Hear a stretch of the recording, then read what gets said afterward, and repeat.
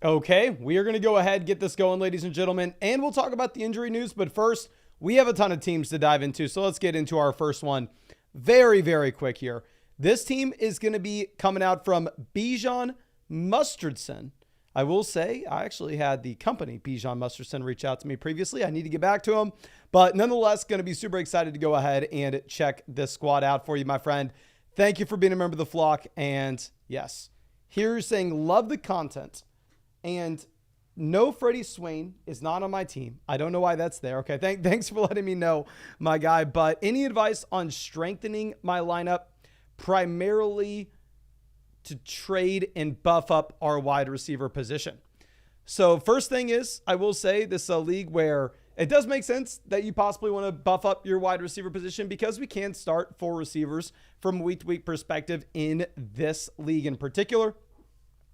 Second thing is, definitely want to point out that this is one of the 2 juggernauts in this league, right? Brad's team and Bijan Mustardson, these are by far and away the best teams here. And also, we got the Bijan Cup. Ooh, we can show this off for the Bijan Mustardson team. We got one handsome fella right here, one handsome fella right here. But nonetheless, let's go ahead and let's dive into this.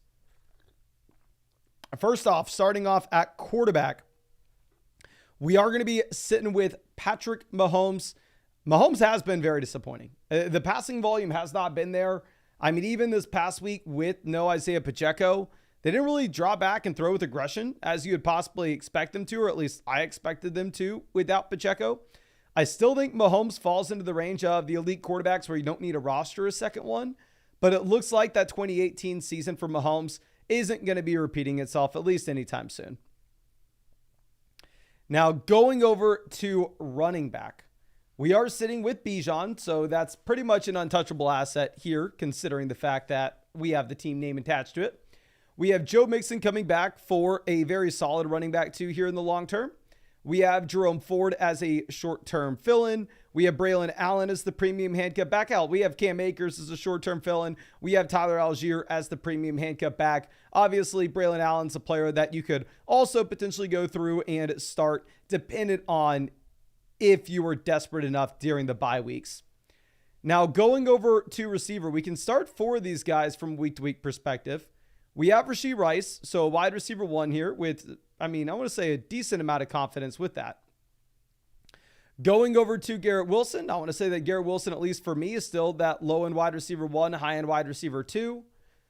Beyond that, Drake London is a very solid third option here, even if this is a league in which you're going to go through and raise the bar because there are only 10 teams in it.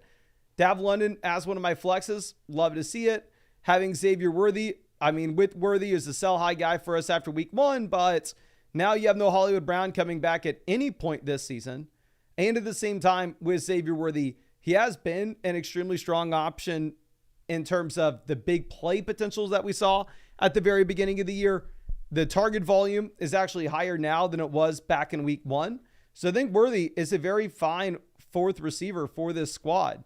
And the thing is, if you were to go out and if you were to make a trade here, the clear spot to do that deal is at tight end where we have Trey McBride, so we don't have to roster a backup, but hell, you just had the Trey McBride injury, so maybe you're going to need a fill-in for this week. So Isaiah likely actually is just that for you. Really, if you were going to bolster a receiver, I think the only pathway to do that with is potentially trying to squeeze out some value from Jerome Ford. If you wanted to potentially try to sell Jerome Ford and Xavier Worthy to go get that top wide receiver upgrade inside the starting lineup, you can. We'd have to find a team that's pretty desperate for running back, however, to do that. This team is Henry, Zach Moss, Brian Robinson. They probably have no interest in trading for Jerome Ford. This team has, I guess, Rico Dowdle as their 3rd RB. Maybe if you could potentially sell Ford and Worthy and get up to DJ Moore, maybe that is somewhat interesting. But overall, I think you have a very solid roster construction. And honestly, I don't think there's that much to do. I actually really like Xavier Worthy as your wide receiver 4 here rest of season. I know you said that Freddie Swain's not actually on the team. With that roster spot, we'll go ahead and pick up a different receiver off of waivers. But I hate to say it, I don't think we do anything. Once Mixon's back, we cut Akers. If you're worried about your wide receiver position, cut Akers, go pick up another receiver off the waiver wire. And if you're really not liking Xavier Worthy, which I actually think he looks a lot better rest of season than he did previously. You can go ahead and you can package together Ford and Worthy to try to go get that wide receiver upgrade. But I think you have a great team. I think the league analyzer shows that you have a great team here as well. So honestly, don't think that there's too much to do here. But I really do appreciate you, my guy. And I really hope I was able to help you out a little bit with that. I know, like we said, there's not a lot. But let's go over and let's check out this trade question from Brutus. Here we are sending Zeke, Ferguson, and Waddle. And we are getting back Zamir, Swift, and Reed. And our starting tight end is Kincaid. So we can afford to trade away Ferguson. And our running backs, we have Moss, Ford, Charbonnet, and Jonathan Brooks. So Waddle to Jaden Reed, I think there's a slight downgrade, but not a big one. Zamir White and DeAndre Swift barely look rosterable at this point. So to be honest with you, I like the idea of selling one of our tight ends when we have two of these top end options, but you have to be getting a lot more value to sell Jake Ferguson here. You have to get a lot more value if you are selling Jake Ferguson. But I appreciate, for Brutus has been with us literally forever. So really do appreciate you, my guy. And moving this over real quick, I see a question in the chat. Declan says, just wondering if I get a team review automatically having signed up to Underdog with code FLOCK. Not sure if it's free or not. Yes, it's free if you use promo code FLOCK on Underdog and set up a new account on flockfantasy.com. You still have to submit your team for review because I don't know which team to review if you don't otherwise. But yeah, after you signed up to Underdog with code FLOCK, just set up an account on flockfantasy.com with the same email address. That way I can go through and that way I can accredit your account with that free team review voucher the following day. So yeah. And then at that point, you go to the little shop like you always would. And then it should say free for me whenever you go to submit your team. But of course, if anybody here wanted to take advantage of that, yeah, you can go over to Underdog Fantasy if you want a free team review. I would recommend using the promo that we have for the free team review with Underdog. That's definitely the cheapest way to get it because you only have to deposit $10 on Underdog Fantasy with promo code FLOCK. You can use the link in the live chat or description. There are actually some really interesting picks you can go for right now. I actually love the Najee Harris higher than 64.5 rushing yards right this second because you have no Jalen Warren this week potentially. And Najee's actually hit this mark all 3 weeks so far this season. It's a great matchup against Indy. I'd actually probably pair that up with your Patrick Mahomes free pick more than less than half total yard because it's only 10 to win 30. And yeah, of course, like I said, use promo code FLOCK, link in the live chat description, comment section. We'll get you a 50% deposit bonus up to $1,000. Plus, you'll get that free team review over there on flockfantasy.com, a free Patrick Mahomes pick, more than less than half a total yard. And on top of that, you'll get an additional free Dak Prescott pick, more than less than half a total yard if you're new to Underdog. So yeah, just make sure you use promo code FLOCK so you get all the promos and set up that account on flockfantasy.com with the same email address so I can get you that free team review. And if you have your vouchers at zero, please shoot me a message on Discord or either email me, mason.flockfantasy.com. I'd be happy to figure that out for you. But this team review is for chicken over rice. This is a free one from Underdog. It says, hey, Mason, I tune into almost every live stream and just wanted to say thank you for all the time and love you making these videos. Thank you so much, my guy. I've been looking to make a wide receiver upgrade, been getting trade offers for David Montgomery, Jacobs, Dobbins. The team's currently sitting at 2-1. So a couple different things here. To be honest with you, I don't necessarily think that you're in a spot that you're going to be able to sell J.K. Dobbins at this point. Dobbins was that interesting sell high candidate for us, I want to say last week, but now it's going to be a much tougher spot with the Herbert injury, with the Joe Alt injury, and the disappointing performance he had against the Pittsburgh Steelers. But I mean, we can definitely try to come up with something because as we look at this, we do have the number one ranked running back room in this league. And yeah, I mean, you can definitely afford to sell one of the running backs. I will say that when it comes to the wide receiver position in this league, you can only start 2 receivers and 1 flex. So the wide receiver depth itself doesn't matter. Now, of course, that doesn't necessarily mean that we shouldn't go out there and try to get a top end receiver. Maybe it just means that the options at the bottom end are less appealing. But anyway, quarterback, we are currently sitting with Patrick Mahomes. When you have Mahomes, he's a quarterback that we can start every single week, regardless of the matchup. So we don't need that backup option. Like I said previously, though, obviously the passing volume hasn't been there. So Mahomes hasn't been nearly as good as we would hope for. It looks like this is nothing close to 2018 Patrick Mahomes. Still going to be an offense that tries to run the ball, play great defense, and effectively just play keep away with the other team, play smart football, or quote unquote smart football. Going over to running back, that's definitely the strongest position on the team, right? I mean, here we are sitting with the number one running back room with the league analyzer by far. Yes, I did cave in. Yes, I did move Saquon Barkley to my running back one slot rest of season here. Here we have Barkley, Jacobs, Montgomery, Dobbins, all as viable plays. We have Braylon Allen, Tyler Algier as premium handcuff options down there on the bench as well. We have Emmanuel Wilson as the waiver wire pickup already on the squad. I'm surprised your waivers have one. I need to run waivers. I need to not run waivers, but I need to set my waivers tonight. But anyway, looking at the potential moves that we would make with this running back room, it's definitely selling one of these depth pieces to a running back needy team, right? When we're looking at the depth pieces that maybe have a cap ceiling, I think Dobbins is going to be that, just given the overall offensive environment that you have in Los Angeles. And at the same time, we haven't seen a ton of involvement as a receiver. Montgomery's actually really impressed me with the receiving volume he's had so far this season. So I think if we were to sell somebody, it would try to be J.K. Dobbins. Looking at receivers, we have Wilson, Higgins, Flowers, Keon Coleman currently on the squad. I actually think Keon Coleman and Higgins are maybe a little bit undervalued for their rest of season output. The guy that I'd potentially be looking to sell would be actually Zay Flowers. So this is a rush first offense where I do expect that the tight end should have a decent little target share going into the future. So of course, if we're selling Dobbins, we need to go out there and attack one of these teams with a horrible running back room. So pulling up this team here, this is a team that has Jonathan Brooks, Jalen Warren, Rico Dowdle, Chase Brown. With the Jalen Warren injury, this means that this week they are going to be starting Rico Dowdle and Chase Brown. So a couple different options of what we could try to do if you wanted to bolster up receiver is we could try to package together J.K. Dobbins with, say, Zay Flowers and see if we can get to Devontae Adams. I mean, I think that would honestly be very much a win-win for kind of both rosters here. If you are out on Garrett Wilson, maybe trying to go Dobbins and Garrett Wilson to get to Tyreek Hill if you think that Tua is going to be coming back in the long term. So it really comes down to your personal thoughts on Tua.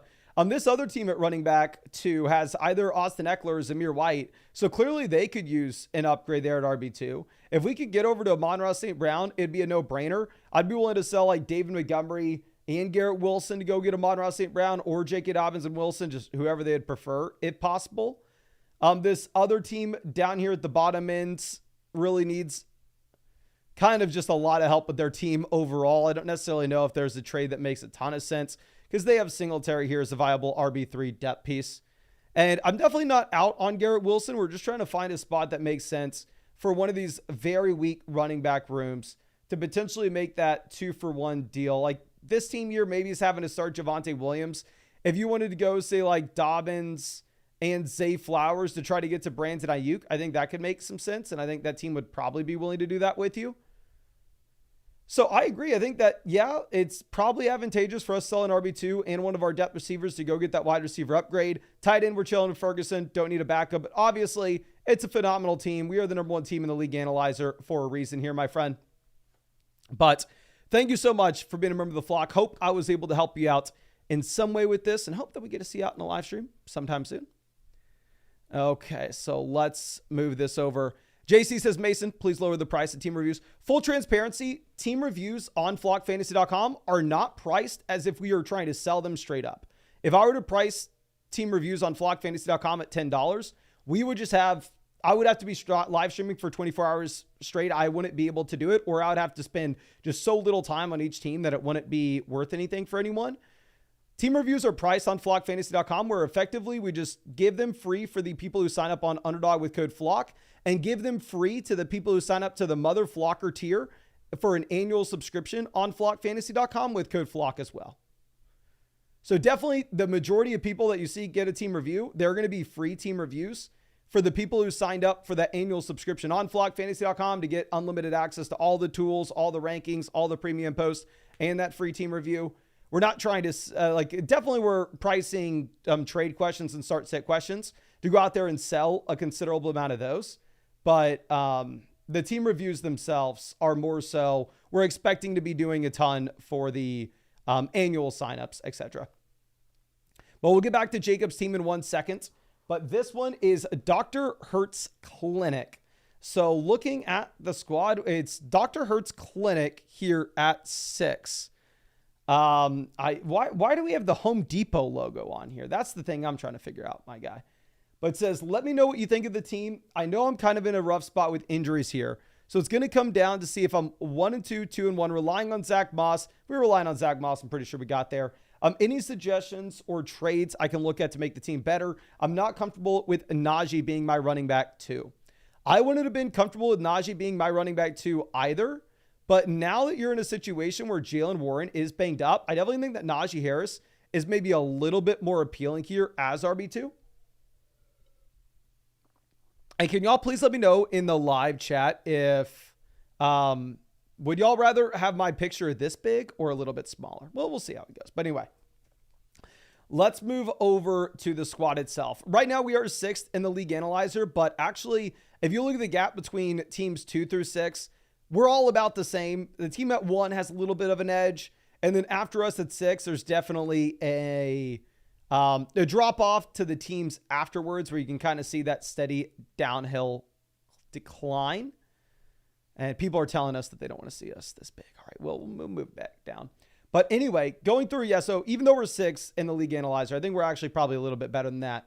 Pulling this up, quarterback, we have Jalen Hurts. So honestly, I wouldn't roster 2 quarterbacks if we had Jalen Hurts. I think that we could go ahead and drop Geno Smith. Looking at the other quarterbacks with this league. Oh my gosh, this team's rostering 4 QBs.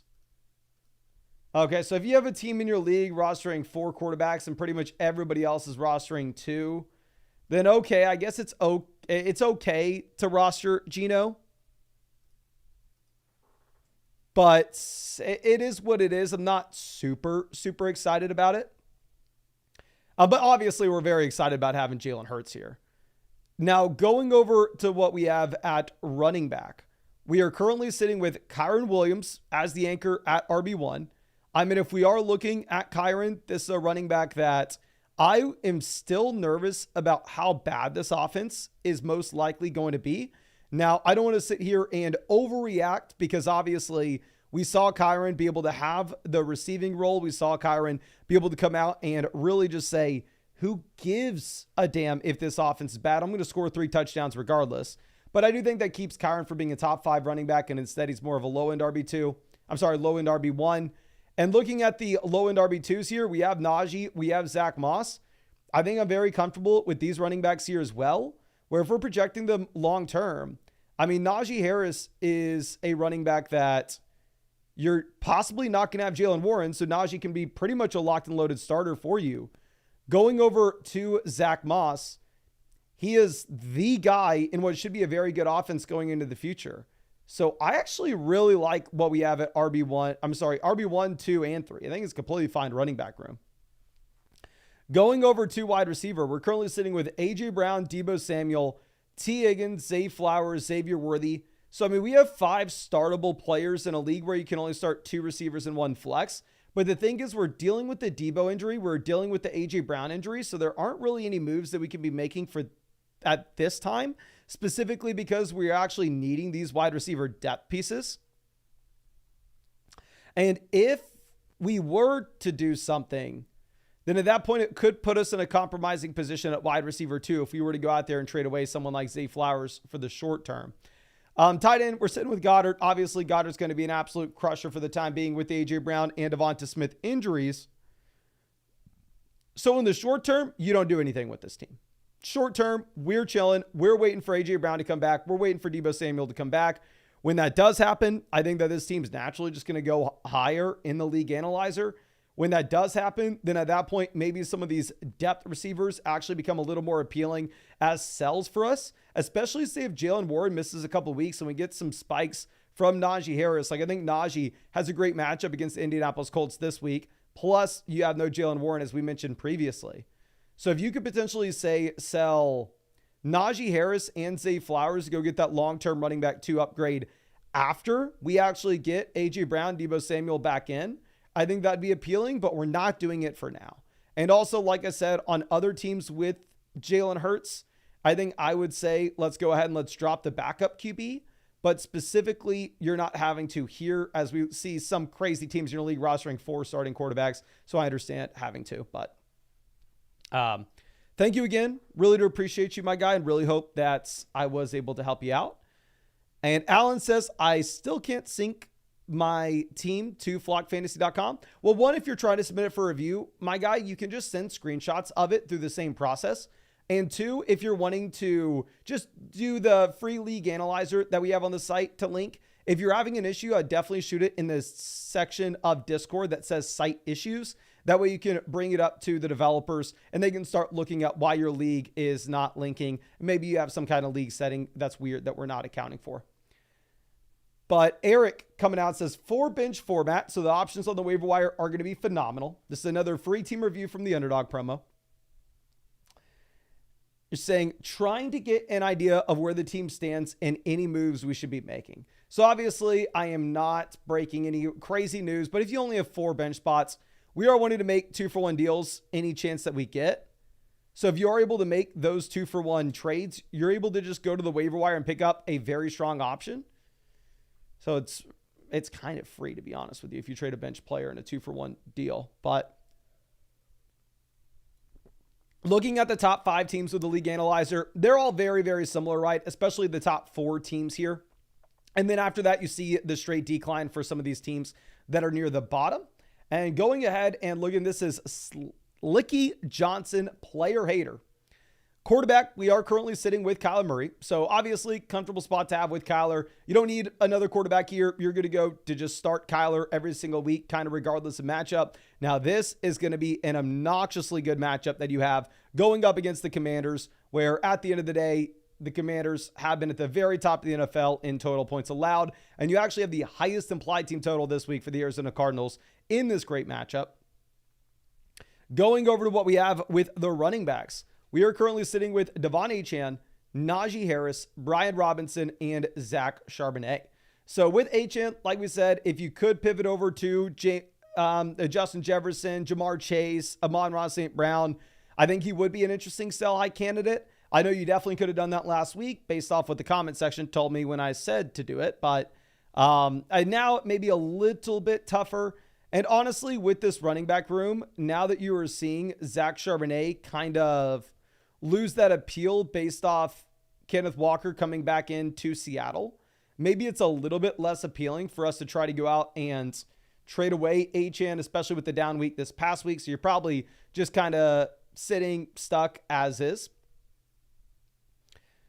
But anyway, Najee Harris, RB2, looks to be in a good spot with the Jalen Warren injury. Brian Robinson, RB3, looks to be in a great spot with the injury that you have to Austin Eckler. Moving this over to what we have at wide receiver, we're currently sitting with A.J. Brown, Drake London, DJ Moore, Khalil Shakir, and Demarcus Robinson. So this is a league where you can only start 2 wide receivers and 1 flex. So the wide receiver depth doesn't matter, but obviously we would still prefer having one of these elite receivers at the top if we can. And we have that with A.J. Brown. I think London's a very strong wide receiver 2. I think DJ Moore is a very strong wide receiver 3. Shakir has been absolutely crushing it in Buffalo. My bet this season in Buffalo was actually Keon Coleman. And the more we get into the season, the better that Shakir actually looks here. And we have Kyler McBride stacked up there at tight ends. I think that this is a very strong team. I'm probably not going to be looking to do anything right this second. Maybe if we get a couple spike weeks from Najee or Brian Robinson without Jalen Warren, without Austin Eckler. And then at that point, we're able to potentially sell Khalil Shakir and Najee, or Khalil Shakir and Brian Robinson, to go get an RB upgrade and then just backfill from the waiver wire. I think that would be very interesting. The second thing is, if you're looking at the players that we have at the very bottom end of this team, looking at Demarcus Robinson, I would personally probably go ahead and just move on from Robinson. It's a 4-player bench league, so we should have great options down there on the waiver wire. So if you are able to move on from Robinson, pick up a different option off of waivers, I think that would be very appealing just because I don't see the path for Demarcus Robinson to really separate himself from the other options that you're going to have in a 4-player bench league. I'd rather have a running back that's an injury away from all of a sudden turning into a locked and loaded starter. I'd rather have somebody like Braylon Allen. I'd rather have somebody like Emmanuel Wilson. But yeah, ultimately, it's a strong team. Obviously, one of the teams that is at the top with the league analyzer. We probably missed the boat to sell Achane. I don't think you can get that pivot to Jahmyr Gibbs anymore. Obviously, if you can go get Gibbs, we get Gibbs, much better offense. But I think, yeah, we just wait. We let these running backs crush with their backfield mates injured, and then we potentially go out there and try to sell them next week. Now, another free team review from somebody who took advantage of the Underdog offer coming out from Flip Flap. Excited to check this out for you. So you have no comments on this, but our team name is Alien versus Jerry Sanders. This is a league where you only start 2 wide receivers, 1 flex, 12-team format. So we have some moves to make. This is a team that is currently sitting with 1, 2, 3, 4, 5, 6, 7 wide receivers. And Danny coming out says, did you enjoy my rap? Let me know in the live chat right now. Did you see the Flock League video today? And did you see Danny's rap? And what did you think? What did you think? Thrill Shot liked it. Thrill Shot liked it. But yes, I very much enjoyed it. And I am very jealous of your team. I'm rooting for you. I told you before the season started, I knew you'd be the main character in the Flock League. I knew it. Looks like most people like the rap. LeVar Ball says his ears bled. Well, my eyes just bled looking at your profile pic. Red says he liked Nathan's video better. The Flock League video today was fire. If you haven't seen the Flock League video, definitely look it up on YouTube. Just look up Flock League. But anyway, if we are looking at this squad, quarterback, obviously Anthony Richardson has been a big time faller. Richardson looked absolutely horrendous this past week. Now, going into the future, I do think that Anthony Richardson's going to be a little bit better. Danny, I know you're in here. For the love of God, do not say this. Okay? Danny, you and me are buds in this league, right? Well, obviously, we've been making multiple deals. Do not screw me over with this. Okay. With the Flock League, I actually am going to be trying to trade for Anthony Richardson. Sal traded for Richardson today, stolen from a dev, and now he has Josh Allen, Anthony Richardson. You look across the entire league, nobody needs another quarterback but me. I'm the only one streaming QBs, really. So Sal immediately tried to sell me Anthony Richardson, offered some garbage offer of Devonta Smith for Anthony Richardson. Obviously, automatic decline. I'm probably going to be waiting a couple days, acting like I'm not interested in Richardson, acting like I don't need him. He has Josh Allen. He's going to be panicking to sell this guy. And then I may or may not come in and try to get Richardson at a discount later on, because I do think Anthony Richardson still has the rushing upside, even if he looks like a god-awful real quarterback. Now, going over to running back, we have the anchor holding the fort down with Bijan Robinson. We have Tony Pollard as well. But beyond this, we just have absolutely no depth, and it's a league where you only start 2 wide receivers and 1 flex. So if I'm optimizing some type of depth here in this format in particular, the depth in which I want to be optimizing for is going to be running back and not wide receiver. So when we look at this squad and we're only rostering 2 running backs, and then going down here at receiver, we're sitting with Josh Reynolds, Christian Kirk, Jerry Jeudy. Honestly, I think we need to be rostering 3 more running backs. Now, of course, there are interesting ways that we can do this. First thing I'd say is Josh Reynolds, easy cut. Easy cut for Reynolds. Let's go ahead and let's pick up another running back off the waiver wire. Now, in terms of cutting Jerry Jeudy, in terms of cutting Christian Kirk, I think they're too good to cut. But at the same time, they're not good enough for anybody to trade for. So if you were going to do something, and real quick, I do need to move Christian Kirk up my rankings. Let's go ahead and let's do that real quick. This is the old flockfantasy.com site. We are having to build out the ability for creators to set their rankings on the new site. Obviously, if you go to the new Flock Fantasy site, it looks a lot better than this. But anyway, this is how I have to update my rankings for now. This should be updated in a couple days. I think I do need to move Kirk probably up to realistically about wide receiver 44, wide receiver 43. Definitely needs to be ahead of Jerry Jeudy. I don't know. I just got so pissed when he got the -1 receiving yard game. But anyway, if you were trying to make a move here, I don't necessarily think it makes sense to try to sell these receivers. Nobody's going to pay for them.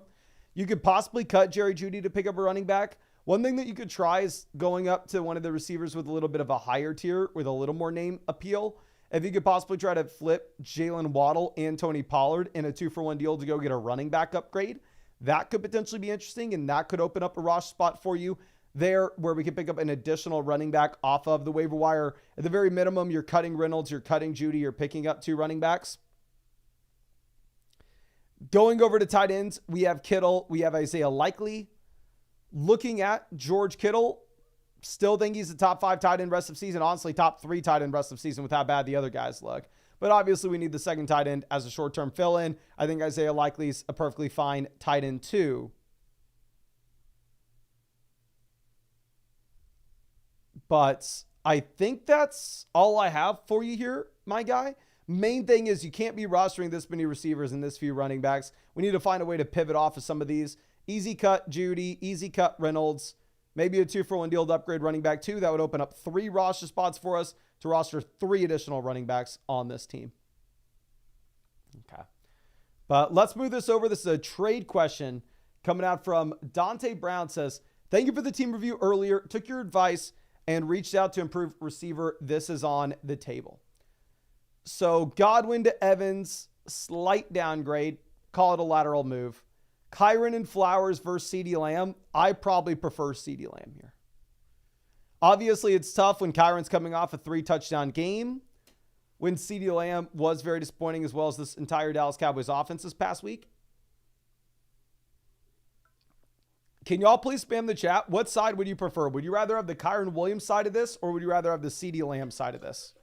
The CeeDee Lamb side is Lamb and Evans.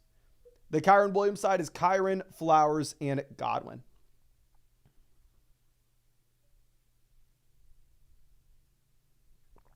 Okay. We got Kyren, Lamb, Kyren, Lamb. Kyren, Lamb, Kyren. It does look like maybe most of the chat is on the Kyren side here. So honestly, if you wanted to go through and try to squeeze out a little more value, maybe try to keep Zay Flowers. Like maybe the counter that we send is we'll give you Kyren and Godwin for Lamb and Evans and see what they say to that. I think that could be interesting. But let's move this over. This next deal coming out from Brutus yet again.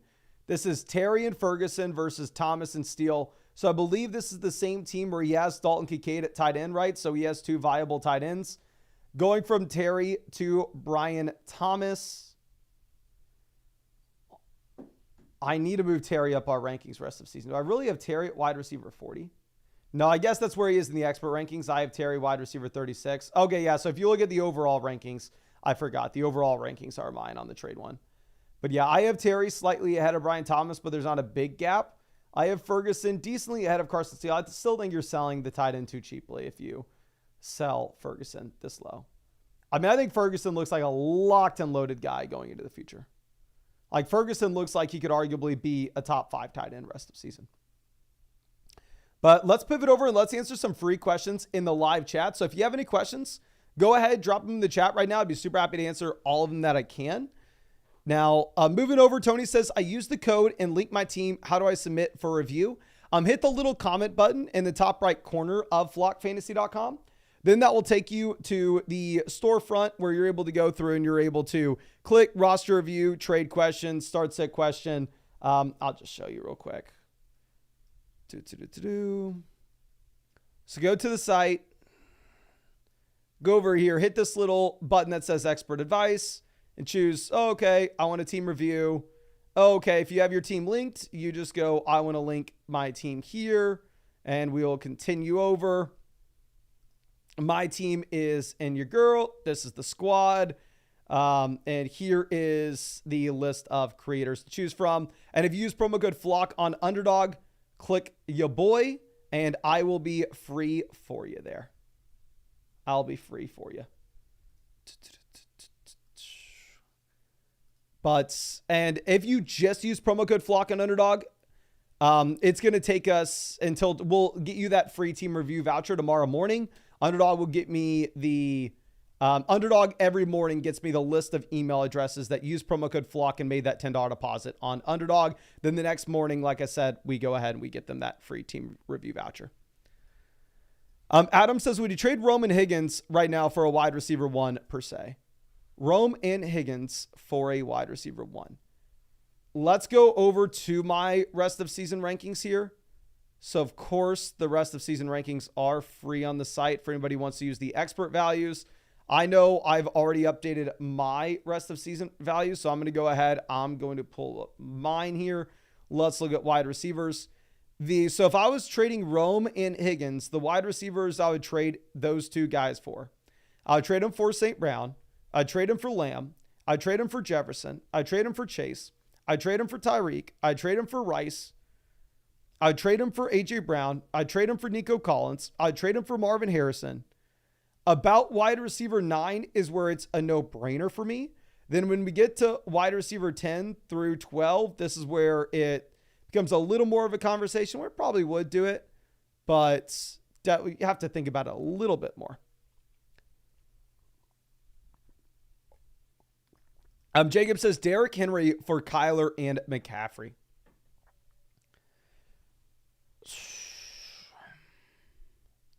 I am going to go CMC. Not if Kyler's involved. I think I would rather have CMC straight up over Derrick Henry rest of season in a full PPR format if we're holding off some hope for McCaffrey here. But if Kyler's involved, you have to go Derrick Henry and Kyler Murray. Actually, no, Kyler's on the other side. I think I go Kyler and CMC. Can y'all let me know in the live chat, would you rather have Derrick Henry or Kyler Murray and Christian McCaffrey?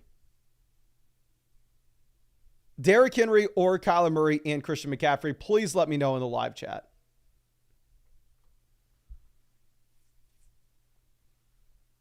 Okay. Kyler, Henry, we'll go CMC.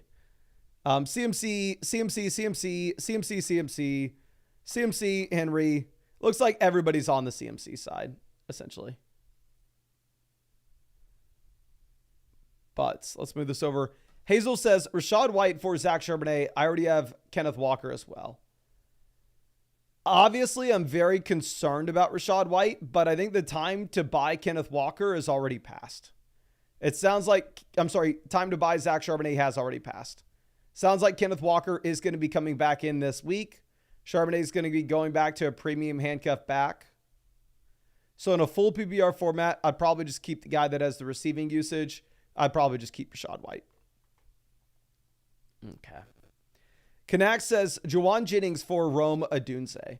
If you look at my rankings here, rest of season, I do have Rome well ahead of Jennings. I have Rome wide receiver 28 rest of season, where I have Jennings way down here at about wide receiver 49. The thing with Jennings is when you have Debo or Kittle back in this offense, I don't know if I could start him. Or Rome, is an ascending player that was just taken inside the top 10 picks of the NFL draft and already breaking out in a big time way in week 3. Okay. DG Weekly says, thoughts on the CMC retirement rumor? I have not heard this at all. I'll go ahead and I'll search this on Twitter to see if I can find anything.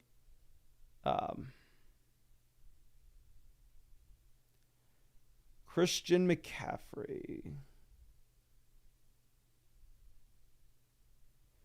I do not see anything about retirement.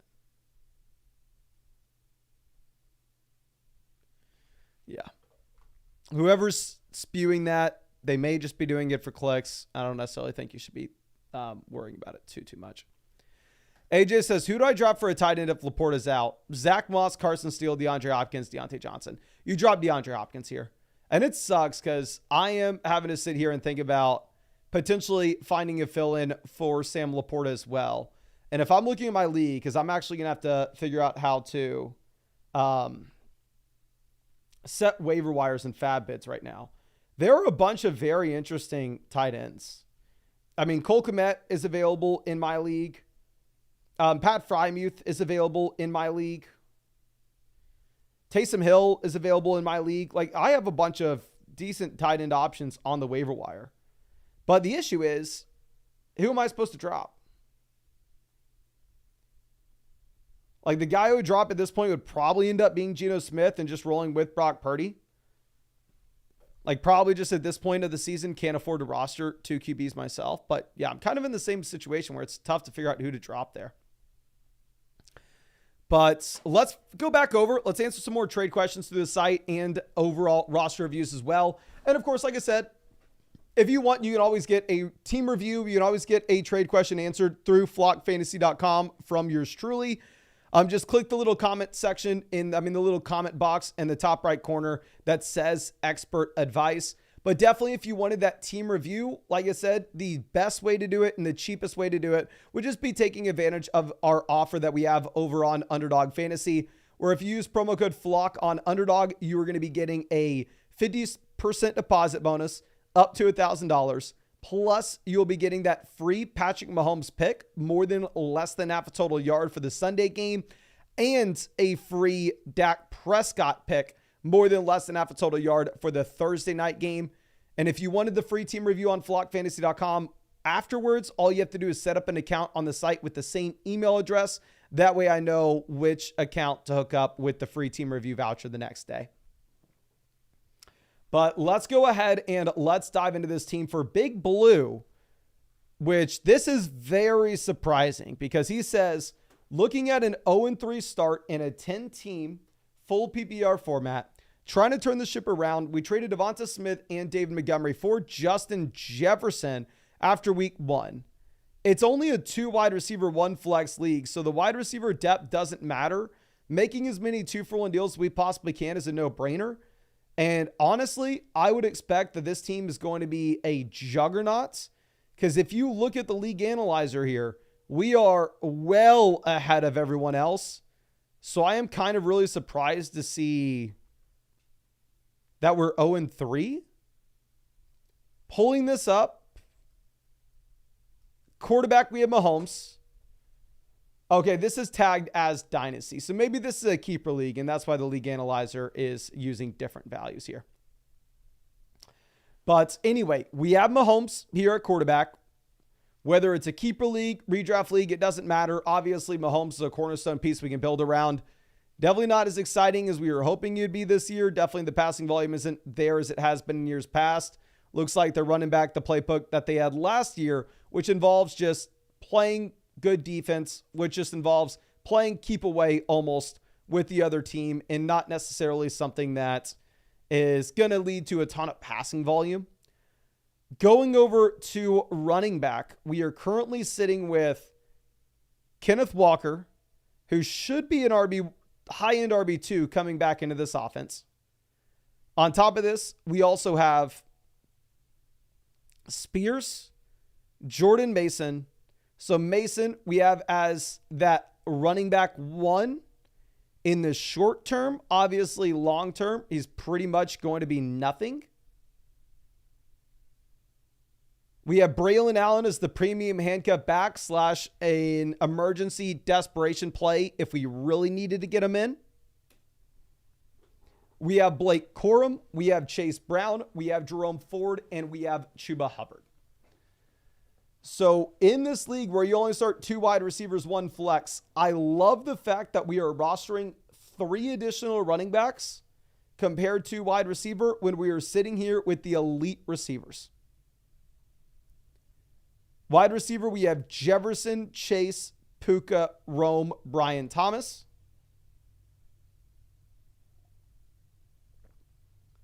So Jefferson and Chase, both top 3 receivers in the rest of season. Top 5 receivers, worst case. They just call them top 5 wide receivers, rest of season. Puka Nacua, obviously not giving you much in the short term. Long term, should be a very exciting option. Roma Dunze just breaks out right now. We have Brian Thomas Jr. for the long-term breakout on top of this. So honestly, I think the main thing that this team should be looking to do, if it is that 0-3 roster, and if this is just a redraft league or a keeper league where you don't keep a ton of players and it's not a dynasty format, what I think we should be doing if we want to stay competitive is we can't afford to fall to 0-4. You can't afford to fall to 0-5. You can still very easily make the playoffs starting 0-3. Making the playoffs starting 0-5 is almost impossible. So if you could go through and if you could sell Puka Nacua and just go get a viable running back play right now, I think you have to. It sucks. Obviously, you're selling somebody that does have wide receiver 1 upside in the long term.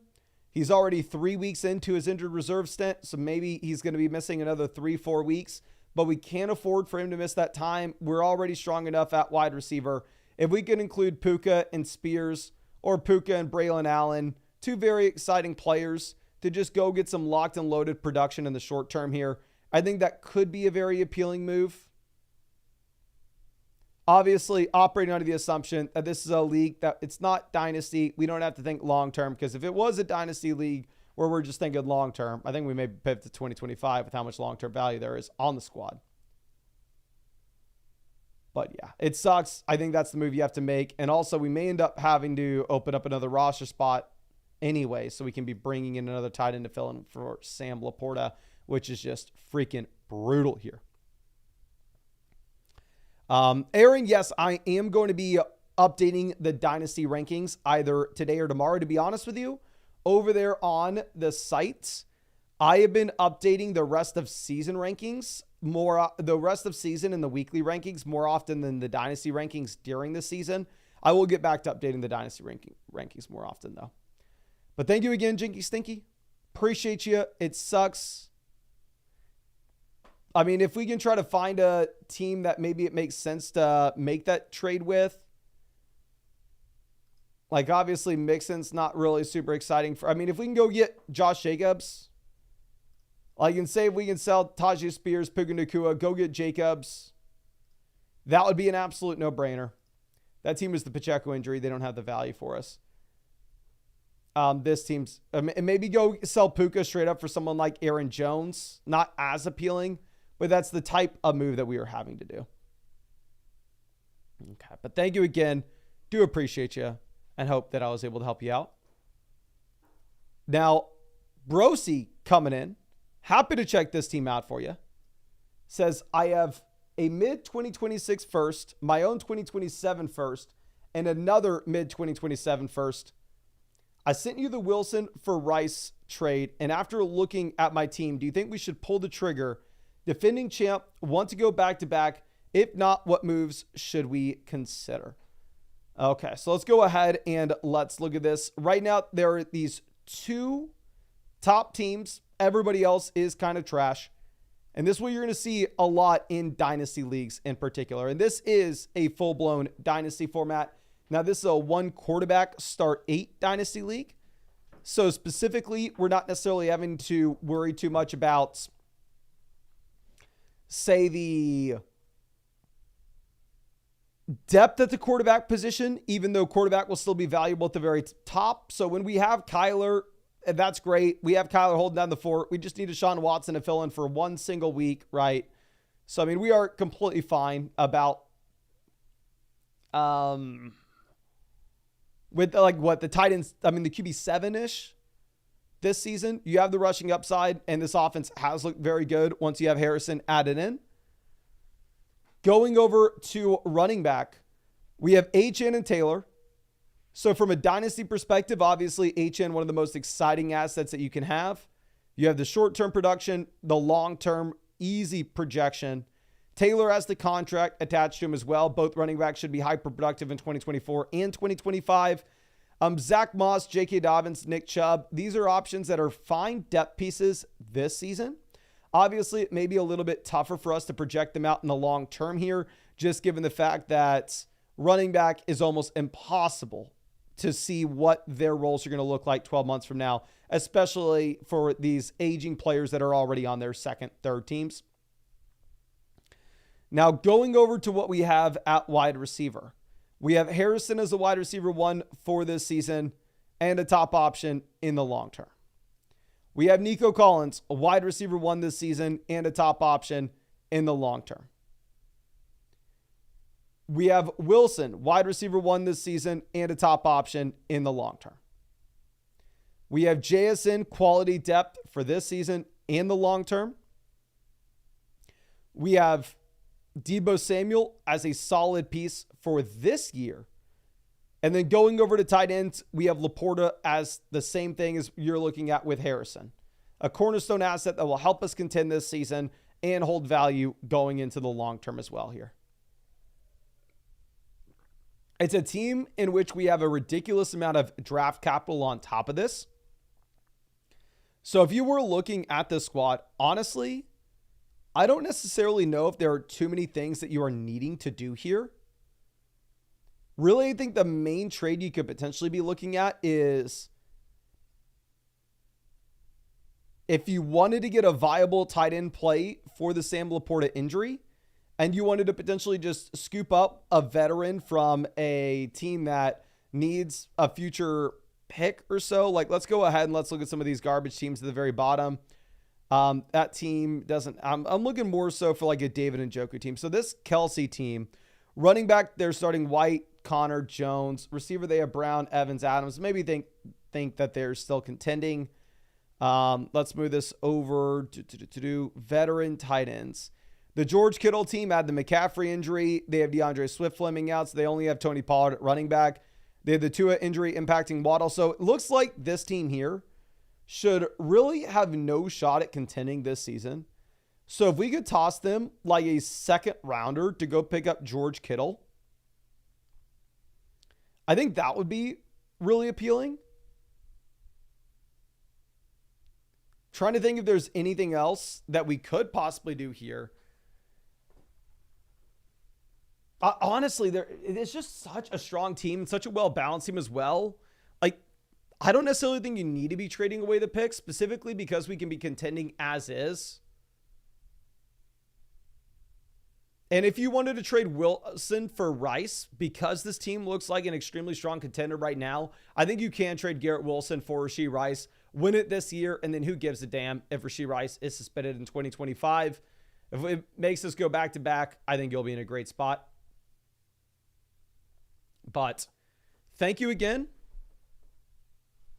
Really do appreciate you. Really hope we were able to help you out. And really hope we get to see you out in a live stream sometime soon, my guy. But let's move this over. And this is going to be for Colin's choice team. And I did see a message in the chat for somebody saying to get to their team review before they have to go to bed. Real quick, one thing that's really nice about what we're doing with all this through flockfantasy.com is you can leave a live stream and still get your answer sent to you.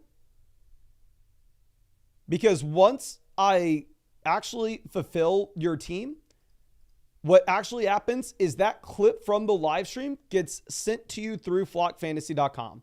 So you can ask a trade question, a start sit question, a roster review through the site, even if you're not going to be able to make a live stream, and still get your answer sent directly to you. Now, obviously, I would like it if you hang out with me in the live stream here, but don't feel like you have to wait up. Don't feel like you're going to miss your answer. That's one big reason why I like doing this over Super Chats, is with Super Chats, it was like, yeah, if somebody donated $10, they have to stick around until they get an answer, and it doesn't matter how long that ends up taking. But let's move this over to C. Buffett's. We'll get back to Colin's team in a second. This is A-Rich for Joe Burrow. I did recently move Joe Burrow over Anthony Richardson in my rest of season rankings here. I'll see if this is ludicrous. Can everybody spam the chat? Would y'all rather have Joe Burrow or Anthony Richardson rest of season?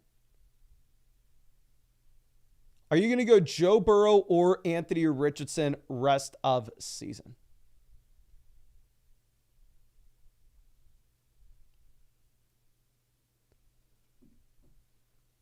Okay. Burrow. Yeah, it does look like everybody's on the Joe Burrow train, even if you have the rushing upside from a Rich. So, yeah, I think you're going to go ahead and pull the trigger on this. Now, Albert C. coming out with the next question. This is from Epstein Islanders. Now, this is one of those free team reviews through the Flock Fantasy Underdog offer, but says, let me know what you're thinking.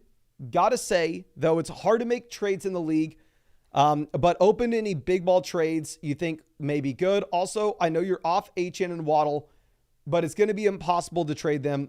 We're all in Miami, and everyone knows we're screwed. Appreciate it, my friend. I really wish I could. I need to go visit Miami. I need to get a Miami vacation in this year. I've never been to Miami before, but anyway, yeah, I definitely like the idea of selling Achane last week for, say, a Justin Jefferson, for Jamar Chase, for Amon-Ra St. Brown. But now I completely understand that ship has sailed. There's no hope. There's no way anybody can potentially go out there and sell Devon Achane. Like it's gone. But anyway, quarterback, we are sitting with Jalen Hurts. So QB that we can start every single week, regardless of matchup. Obviously, don't need a backup here. We're sitting pretty. Going over to running back, we have Gibbs, Achane. So if Devon Achane's our RB2, we're crushing. We have quality running back depth pieces, Charbonnet, Braylon Allen, Tajay Spears. All can be running backs that if we see an injury to the starter in front of them, they are absolutely must-start names. I mean, in the case of Charbonnet and Braylon Allen, they become top 10 options at that point. But even in a pinch, if you really needed to, you could go ahead and you could put them in your lineup. Would I be excited about it? Probably not, but you could do it. Now, going over to wide receiver, we are currently sitting with A.J. Brown, Amari Cooper, Jalen Waddle, Xavier Worthy, Calvin Ridley, Rashid Shaheed, as well as Jerry Jeudy. So this is a league where you only start 2 wide receivers and 1 flex, and it is a 10-team format as well, so we can assume that the options on the waiver wire would be pretty strong. So at this point, with how bad Deshaun Watson looks, I wouldn't say this with every team, but with how strong our team is and with how shallow this format is, if you could potentially go ahead and look to look to drop Jeudy and pick up another running back off the waiver wire, I think that could be an interesting move. In terms of sell high receivers with 2-for-1 deals, the thing is, I don't necessarily want to tell you to go ahead and move anybody. Like a Waddle, you already know nobody's going to be paying up for him. Going over and looking at Worthy, I think honestly is maybe more of a buy low candidate at this point than a sell high candidate. Shaheed, nobody's going to pay anything for at this point. Amari Cooper could be an interesting sell high piece. But with the context of this team, where we actually have the injury to A.J. Brown, if you were to sell Amari, that means we are starting Jalen Waddle, Xavier Worthy, and Calvin Ridley, which is just simply something that we cannot do. So honestly, I don't necessarily think that there's an easy trade to be made with this team. If we get A.J. Brown back in and Tua ends up coming back in for Miami where Waddle looks like he's going to crush, then at that point, maybe Amari does become a little bit more of an expendable asset. And if you wanted to see if we could sell Amari and like Charbonnet and go get a very strong running back option there for the flex, that could be something we look to do. And going over to tight ends, we are sitting with Dalton Kincaid and TJ Hawkinson. Obviously, Kincaid, a player that we can start every single week, regardless of matchup. Don't need a backup. I'm assuming that Hawkinson is there in the IR for us. And honestly, great IR pickup, because if we are in a situation where the Vikings bring him back and say like week 6, week 7, week 8, he could be a tight end, top 5 tight end rest of season with how bad the tight end position is. And we could look to make a 2-for-1 deal involving Hawkinson later on with a team that's struggling at that point. But really, there's no reason to look to do that right now, just because obviously we already have a very strong team here. So I think we're just kind of chilling, waiting for A.J. Brown to come back in and hoping that Tua comes back in for the sake of Jalen Waddle and Devon Achane. But again, thank you, my guy. Really do appreciate you and really hope I was able to help you out in some way with this. But let's move this over to the Soaring Eagle. This is Darnell Mooney, Kirk Cousins, J.K. Dobbins versus Goff, Hawkinson, Jameson. So Dobbins, Jameson, extremely close for me, kind of up to you. I would rather have Goff and Hawkinson over Cousins and Mooney. So I'm probably going to go the Goff, Hawkinson, Jameson side under the assumption that you can put TJ Hawkinson in your IR slot. If you couldn't put Hawkinson in your IR slot, then at that point, it would be much tougher to do so. It would be hard to just roster him on the bench. And then Hawkinson pretty much has no value for you in that instance. Now, going over to Skrill. Here, we're looking at Dobbins and a 2025 early to mid first versus Brian Thomas Jr. This is a one quarterback dynasty league. If it was a super flex league, it'd be very easy to take the rookie pick. In a one quarterback format, honestly, I think it's up to you. I think if you could swing Dobbins and a second to get to a first, then I'd probably take the first rounder. I mean, Lawrence just, it doesn't look like Brian Thomas is in a phenomenal situation in the long term. Like, it doesn't look like Lawrence is the quarterback he was sold out to be. Now, Nasik coming out with a question says, just made this trade. I was looking for a little more consistency and upside with our wide receiver room. Okay, so we go from Kamara to Garrett Wilson. That is a downgrade there for us. Moss to Jacobs is an upgrade. So honestly, I'm completely fine with you doing this. If you put it into the trade calculator on the site, I'm sure that it will say Kamara is the winner. But if you're telling me that we really needed some help at wide receiver and we had plenty of running back depth, I think we get the upgrade from Moss to Jacobs. And if you're a big Wilson believer and you think that he could potentially be a wide receiver one rest of season, I understand it. Now, CW Fenton says, is it worth the swap Bijan for Achane to lose Debo? Ooh, this is interesting. This is a 2 wide receiver, 1 flex format. I am expecting that Tua is going to be coming back in at some point this year. So under that assumption, I actually probably have Achane Debo in the short term. It's definitely Bijan Robinson. But if we get 3-4 weeks from now, Tua's back in, Debo's fully healthy, then at that point, I think in the long term, it could be a lot tougher. So I'm going to go ahead. I probably will take the Devon Achane side here. Now let's move this over. And this is another free team review from the Underdog offer. And of course, I do want to reiterate, if y'all wanted that free team review on the site, definitely the best way to get one of these team reviews is go over to Underdog. You can find the link in the description, in the comment section, in the live chat. My favorite pick right now is actually the Najee Harris, higher than 64.5 rushing yards because 1, Jalen Warren's probably going to miss this week. 2, it's a great matchup against Indy, who everybody but DeAndre Swift has ran all over. And 3, Najee has hit over 70 rushing yards through the first 3 weeks here. So I'm going to go higher 64.5 rushing yards on Najee Harris.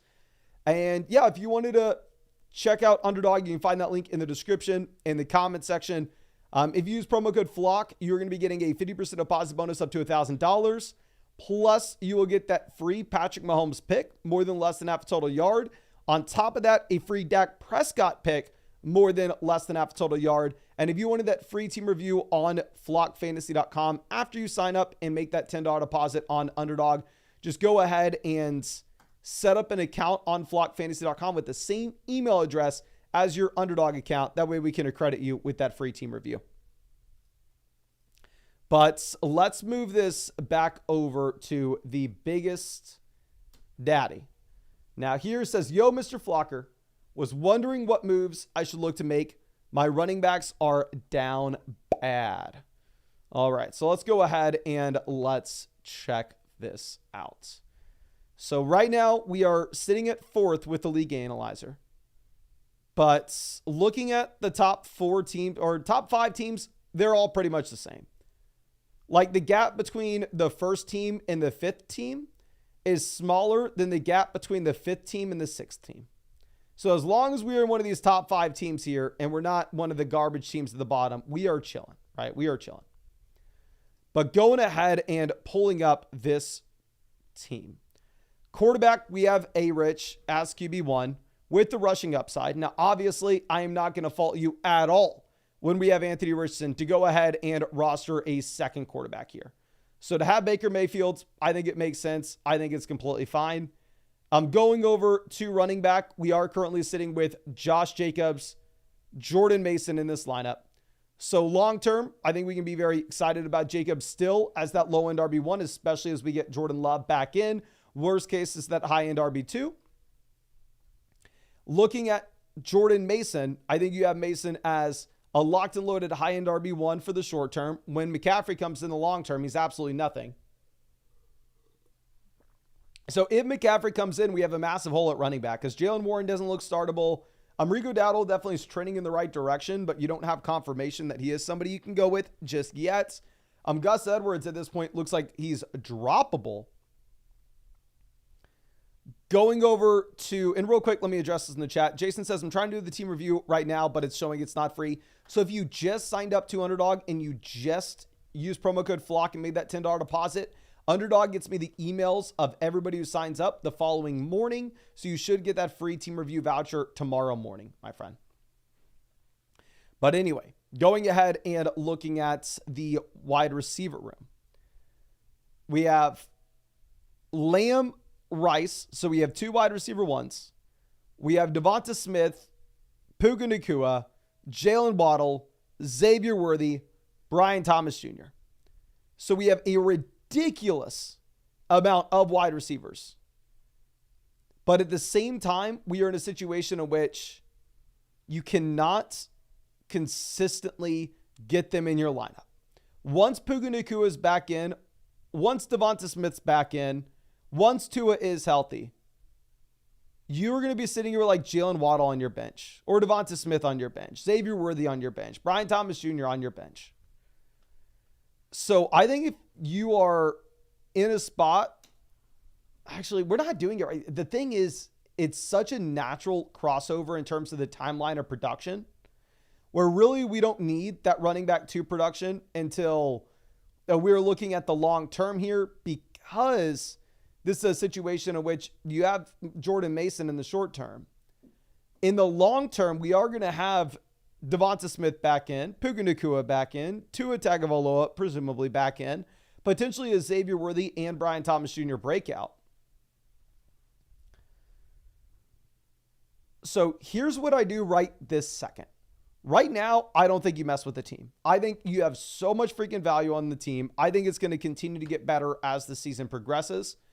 But as Smith comes back in here, as maybe we get a rookie wide receiver breakout, or as Tua comes back into Miami, or we get Puka Nacua back in this lineup, then at that point, I think you can afford to take one of these depth receivers and package up with Anthony Richardson to get to a truly elite level quarterback, or going ahead and pivoting from one of these receivers like Devonta Smith to go get, I was going to say Josh Jacobs. We already have Jacobs on the squad. Maybe to instead, let's see if there's an easy pivot to go get somebody like Kenneth Walker. But because we are dealing with the Smith injury, the Puka injury, the Tua injury, we probably can't afford to make that move right now because it's a league where you can start 4 wide receivers from a week-to-week perspective. So you're probably not doing anything right this second, but in the long term, I do think that you're in a situation in which it does make sense to make that sell. Tight end Ferguson looks locked and loaded. Isaiah Likely not going to fault you to roster a second tight end, especially when we've seen the upside of Likely, where if we do get another spike week, you could potentially go ahead and sell high. But let's go ahead and dive into this next trade question. It's coming out from Toritos. This is Breece, Shakir, Dell versus Walker, Lamb, Cook. So Breece versus Lamb, give me Breece. Dell versus Walker, give me Walker. Shakir versus Cook, give me Cook. So I think this is the CeeDee Lamb, Kenneth Walker, and James Cook side relatively easily as well. Relatively easily. Now, this next trade coming out from 21B Huntoon says, wide receivers would be Debo, London, Jefferson. Running back Swift, Moss, Brooks. Is this worth it or should we hold? So going from Pitts to Andrews is a downgrade. Going from Achane to Brooks is a massive downgrade. Achane to London. No. Please hold Achane here. I know we had Achane as that sell high candidate last week, but whenever we said to sell Achane last week, coming off the monstrous Thursday night game, we were saying to sell for Justin Jefferson, sell for Amon-Ra St. Brown, sell for Jamar Chase, sell for one of the truly elite level assets that you have in fantasy. Not Jonathan Brooks and Drake London. Please hold on to Etienne and Kyle Pitts here. Okay. Now, Give More coming out with a trade question. Says, yo, man, 1 and 2. We have Jennings. Should we keep him, trade him? What could we get for him? I would go with McCaffrey, obviously, over Juwan Jennings. Kind of goes without being said. In terms of on a 1 and 2 team, if we are keeping Juwan Jennings, let's see if we can see the rest of the squad. This is a team that at wide receiver this week, we would be starting Rashee Rice, CeeDee Lamb. Running back, we were starting Taylor and Jordan Mason. And Bijan Robinson. This is a nutso team. No, I actually think, yeah, it does make sense in this team, with this team in this league, where it looks like we should have the best team in the league by far, to potentially package Juwan Jennings with another one of these options here, such as, say, George Pickens, and going and getting that long-term upgrade at wide receiver. Obviously, I'd rather have McCaffrey in this trade particular, but I'm assuming that's not on the table for us. If it is, it's a no-brainer. Yeah, you have a monstrous team, though, so I don't think we need Jennings in the short term. I think you could sell. Okay. But the Soaring Eagle coming out says, Superflex trade being voted on in our league. 1 pass votes, 4 veto votes, 6 needed to veto. What are your thoughts? Superflex trade in your league. Evan Ingram to Freiermuth, who cares? Amari and Brissett to Josh Allen. I think this is vetoable, to be honest. 1 quarterback format, I would rather have the Josh Allen side. So in a Superflex league, I think it is a no-brainer. Bob, yes, whenever I hit winner on one side, it means like the I receive side wins. So the Josh Allen side wins if we highlight that winner. Adam, if you're having an issue getting your free voucher, please shoot me a message on Discord or shoot me an email, mason.@flockfantasy.com. DG says this trade was sent to Fantasyland. Yeah, another thing you can do on flockfantasy.com is if you have a trade question, you don't just have to send it to one person. You can actually send it to a couple of different creators, everybody on the site. But can you spam the chat? Yes or no? Do you veto this trade?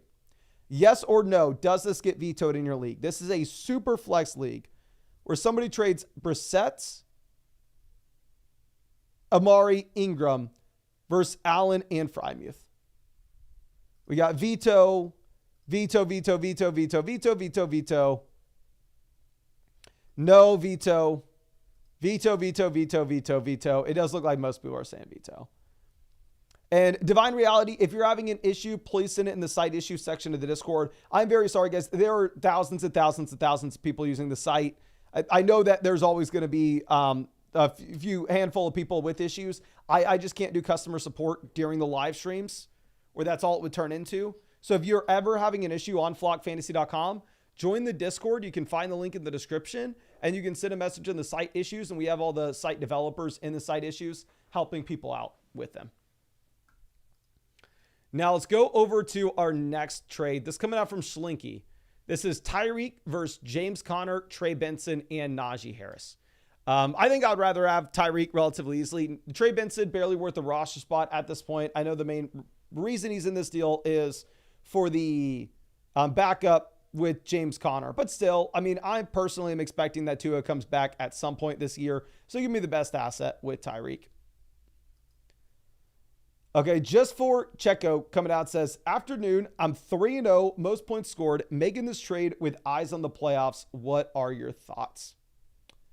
So Tyreek versus AJ Brown. I probably prefer Tyreek. I also easily prefer McLaurin over Shaheed as well. So honestly, no, I go Tyreek. The only way I'd make this trade is if I thought Tua wasn't coming back. Or if you think Tua is not coming back, then I mean, sure, it does make sense to pivot from Tyreek to AJ Brown, but that's not the assumption that I'm operating under. But let me go ahead and let me answer some free questions in the live chat. So please, if you have any questions, drop them in the chat for free. We'll try to get to as many as we can. And also, I need to ask some of y'all's advice because this is what I'm having. I'm going to have to be figuring this out here real quick. Couple different things. One,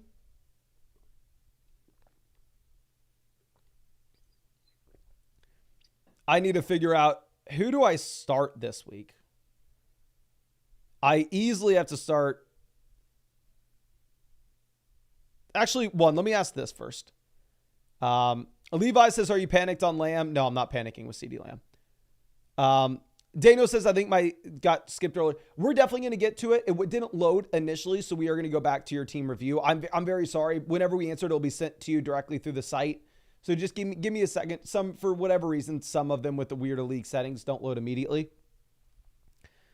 But so let me go back and see, what was I asking y'all? One, does Devonta Smith play this week? Please let me know if you think Smith does play, because if he doesn't, your boy's probably going to be in a world of pain here.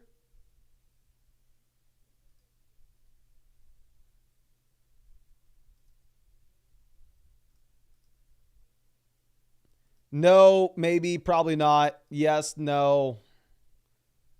No clue, probably not. Hope he does. So I think we probably are going to have to move Terry McLaurin into the starting lineup to replace Devonta Smith. Running back, we're going to have Connor and Stevenson. For the flex, are we really having to put Waddle in? We have the injury tackler. Javonte is unstartable. Spears is unstartable. Smith is out. We may end up having to freaking play Jalen Waddle.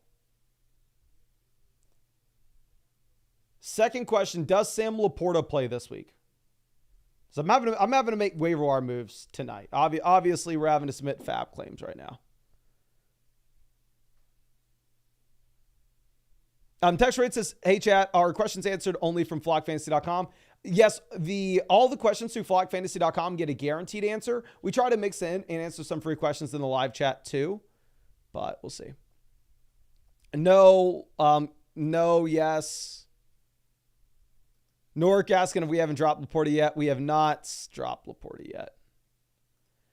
I'm says, is Laporta for Bowers a 1-for-1 I should be doing? So I currently do have Sam Laporta ranked over Brock Bowers in my rankings. I can go ahead and show you this here. Yeah, I have Bowers tight end 2 rest of season. I have Laporta down here at tight end 6 rest of season. Kelsey and Laporta are just falling. Would not be surprised if they continue to fall further down this list. Okay. Luminate Creative says, can we drop Akers? I am really hoping that the answer to that question is no. For my team, selfishly, I'm hoping Akers is the starting running back in Houston this week.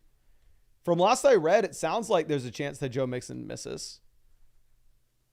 So, no, I wouldn't. Andrew says, how do you feel about DK Metcalf? I think he's going to be a big play, boom, bust wide receiver that probably finishes the year as the low-end wide receiver too. Obviously, is crushed for back-to-back weeks. Angelic says, do I drop Pierce or Worthy? If this is Damian Pierce, for sure. If you have to drop one of these guys, you definitely drop Alec Pierce before Xavier Worthy. So drop Pierce if you have to drop one. Lemon says, thoughts on Njoku if he comes back? Well, all he needs is 30 receiving yards per game to be the tight end 1 in fantasy. So, I mean, I think Njoku can be viable when he is back in. Okay. Let's see. Joe Mama says, CMC went to Germany for stem cell injection. Yeah, I was reading it. Apparently, the recovery process is like 4 to 6 weeks. After somebody does that, I don't know how valid what I was reading was, but I did move McCaffrey down my rest of season rankings once you had the Germany report. If you're looking at my rest of season rankings now over there on the sites, I moved McCaffrey to RB11, which honestly, I probably need to move him down a little bit further. Yeah, let's move. we have to move Jacobs and Henry over McCaffrey. It just sucks. It sucks.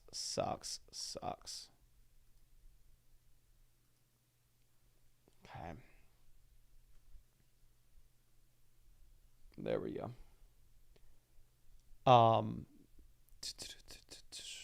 Cool Man says Aaron Jones for CMC if I have Jordan Mason.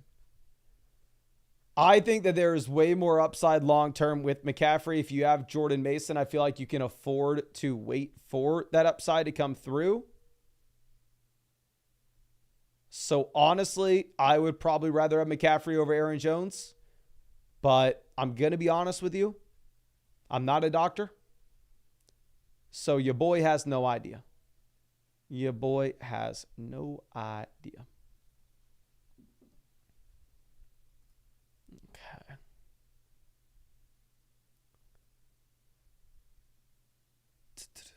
Unofficial Red says, drop DeAndre Swift for Jonathan Brooks. What are your thoughts? Love it.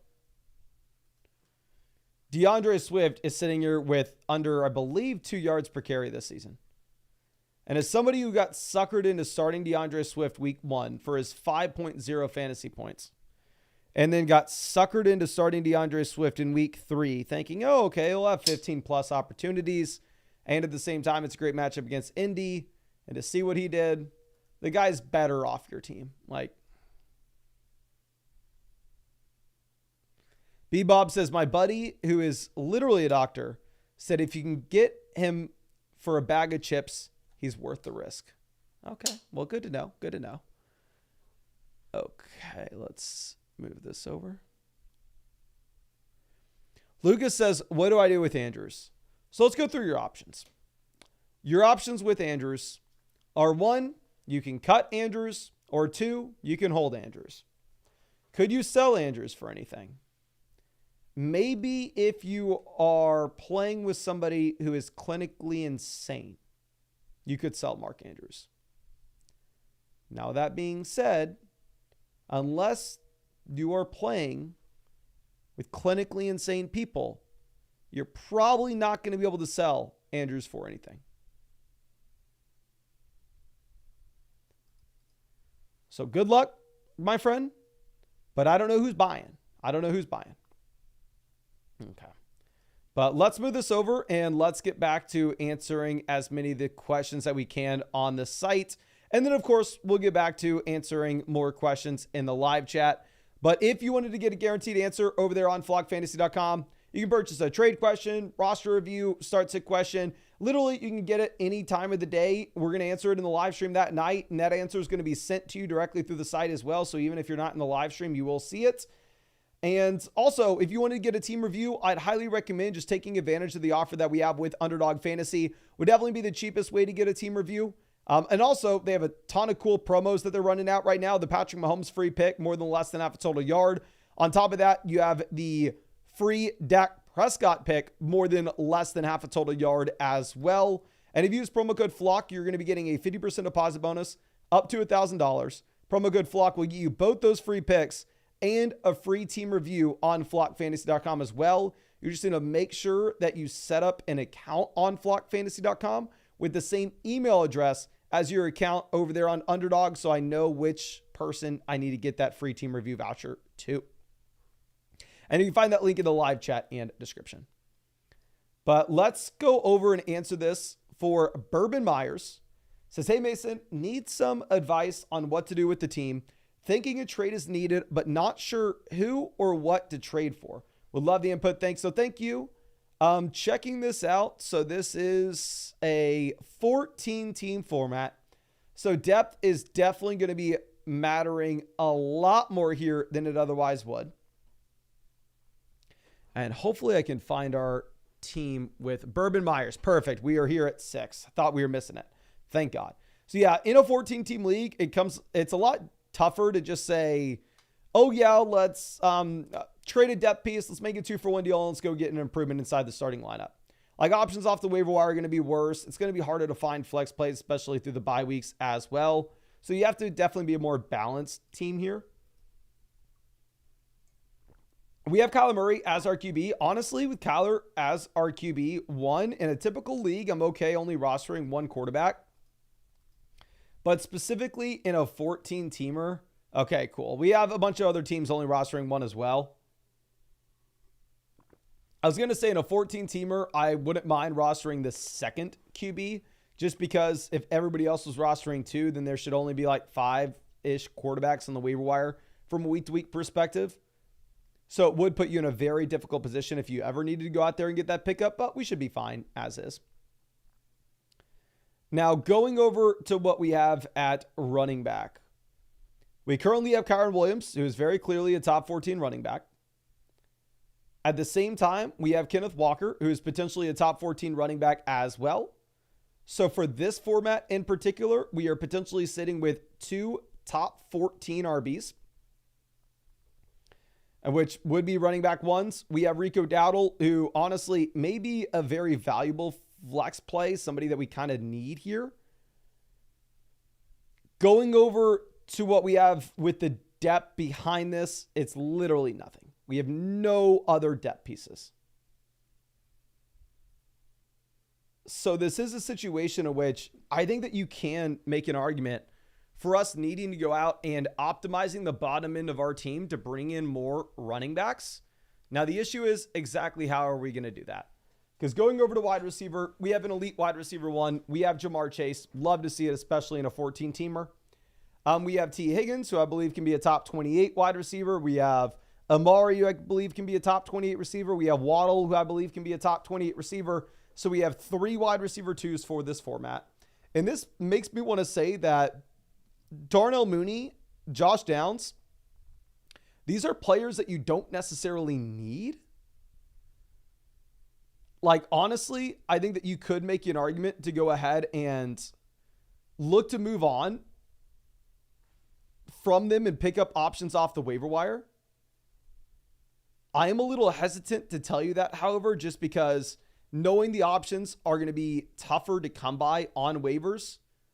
Realistically, I don't know what we can expect in terms of who we are picking up. Like, I don't think we have any shot to go out and get somebody like Braylon Allen in this league, you know?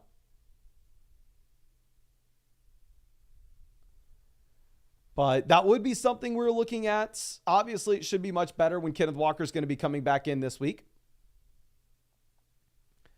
Now, going over to tight ends, we have David Njoku. We have Colby Parkinson.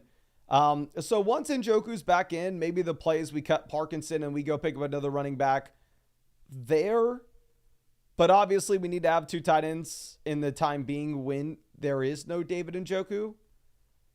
Overall, it's a phenomenal team. I'm kind of surprised that we're this low with the league analyzer. I would definitely be much higher on your team than this if I was just grading it out. I think it'll be a lot better when Kenneth Walker does come back. The only thing is I'd love to add in some additional running backs, but Downs, Mooney are probably worth the roster spots in a 14-team format. I think you just drop Parkinson when Njoku comes back, pick up another running back, and the team's really strong. I don't really think that there is anything you need to do here, my friend. Now, let's move this over to the next team. Couple different questions I saw in the chat that I think would be interesting to point out. Invisible says, gotta ask why we have Bijan ranked number 1. I actually did move Bijan down to RB2 rest of season. And keep in mind, I had Breece Hall ranked ahead of Bijan Robinson coming into the year. But like Bijan was my RB3 coming into the season. But looking at what we've had through the first 3 weeks, and very tough matchups, including going against Pittsburgh, Philly, and Kansas City. He's had a massive role as a receiver. He's had almost every single touch. Breece has Braylon Allen in his backfield. Jonathan Taylor's not going to catch the ball the way Bijan Robinson will. So yeah, I have Bijan running back 2 rest of season. And another thing is, Jason says, Chad, is the team breakdown free for the Flocker or Mother Flocker tier? So if you go to the subscribe page on flockfantasy.com and use code FLOCK, everything will be listed out exactly what you would get. So like if you see annual Mother Flocker, it should show you free team review. Whereas if you see a Flocker, it won't say the free team review there. So yeah, if you use promo code FLOCK on Underdog and you're an annual Mother Flocker, you get a free team review that way. But it should say on the subscribe page. But anyway, this is that free team review here from Nico DeGallo. Says, hey Mason, 3-0. I lucked out with Saquon as my hero RB and the Kenneth Walker injury to allow Charbonnet to fill in as the RB2. That is the plan there with that hero RB approach, my guy. But now I don't know if I should keep or trade Charbonnet with Walker coming back to get a locked-in RB2. Saquon's bye week concerns me as I'll be running back lists. How's the team looking for a 14-teamer? Well, first thing I want to point out is we are sitting here and crushing the rest of the league when it comes to the league analyzer. When we're looking at the league analyzer here, nobody comes remotely close to us, and we are in a phenomenal spot in general. Now, with that being said, obviously the bar for teams here, if it's a 14-teamer, is going to be much lower than what you would have, say, in a 12-team league, in a 10-team league. Obviously, teams will be looking much worse naturally. Second thing is, if you could sell Zach Charbonnet for a locked-in RB2 rest of season, like if you could go sell Charbonnet for Najee Harris right now, you 100% do it. The thing is, I just think your league mates are probably smart enough to understand how we are going to have Kenneth Walker coming back in. They're not going to make that trade with you. But anyway, quarterback, we are sitting with Josh Allen, the QB1 by a decent range as well. A quarterback that we can start every single week, regardless of matchup. Don't need a backup. I wouldn't mind if you had a backup because it's a 14-teamer. But when we need help at running back too, I like that we're rostering this many RBs. Going over to Saquon, the most valuable asset in fantasy football right now. Love to see it. And then we are rostering so many of these running backs that could be desperation plays as RB2s. But if their situation were to change, then they are locked and loaded players. As like where we already saw with Kenneth Walker going down, you immediately had Zach Charbonnet filling in as a top 12 running back right that second. With Braylon Allen, if you have, say, Breece Hall going down, Braylon Allen immediately fills in as a top 12 running back right that second. We can say the same thing about Tyler Algier. I don't want to say the same exact thing with Spears, but Spears would be very good if Pollard were to go down. So I love what we are doing with this hero RB build. This construction has already led us to having that start where we are currently sitting here as a 3-0 team. Going over to wide receiver, we are currently sitting with Nico Collins, Marvin Harrison Jr., both of whom look like top 14 wide receivers right this second. We have T. Higgins, Keon Coleman, Christian Kirk. Is T. Higgins a top 28 wide receiver? Probably. So we have a wide receiver 2 as our wide receiver 3. Is Keon Coleman, 14 times 4, is that 52? 56, I apologize.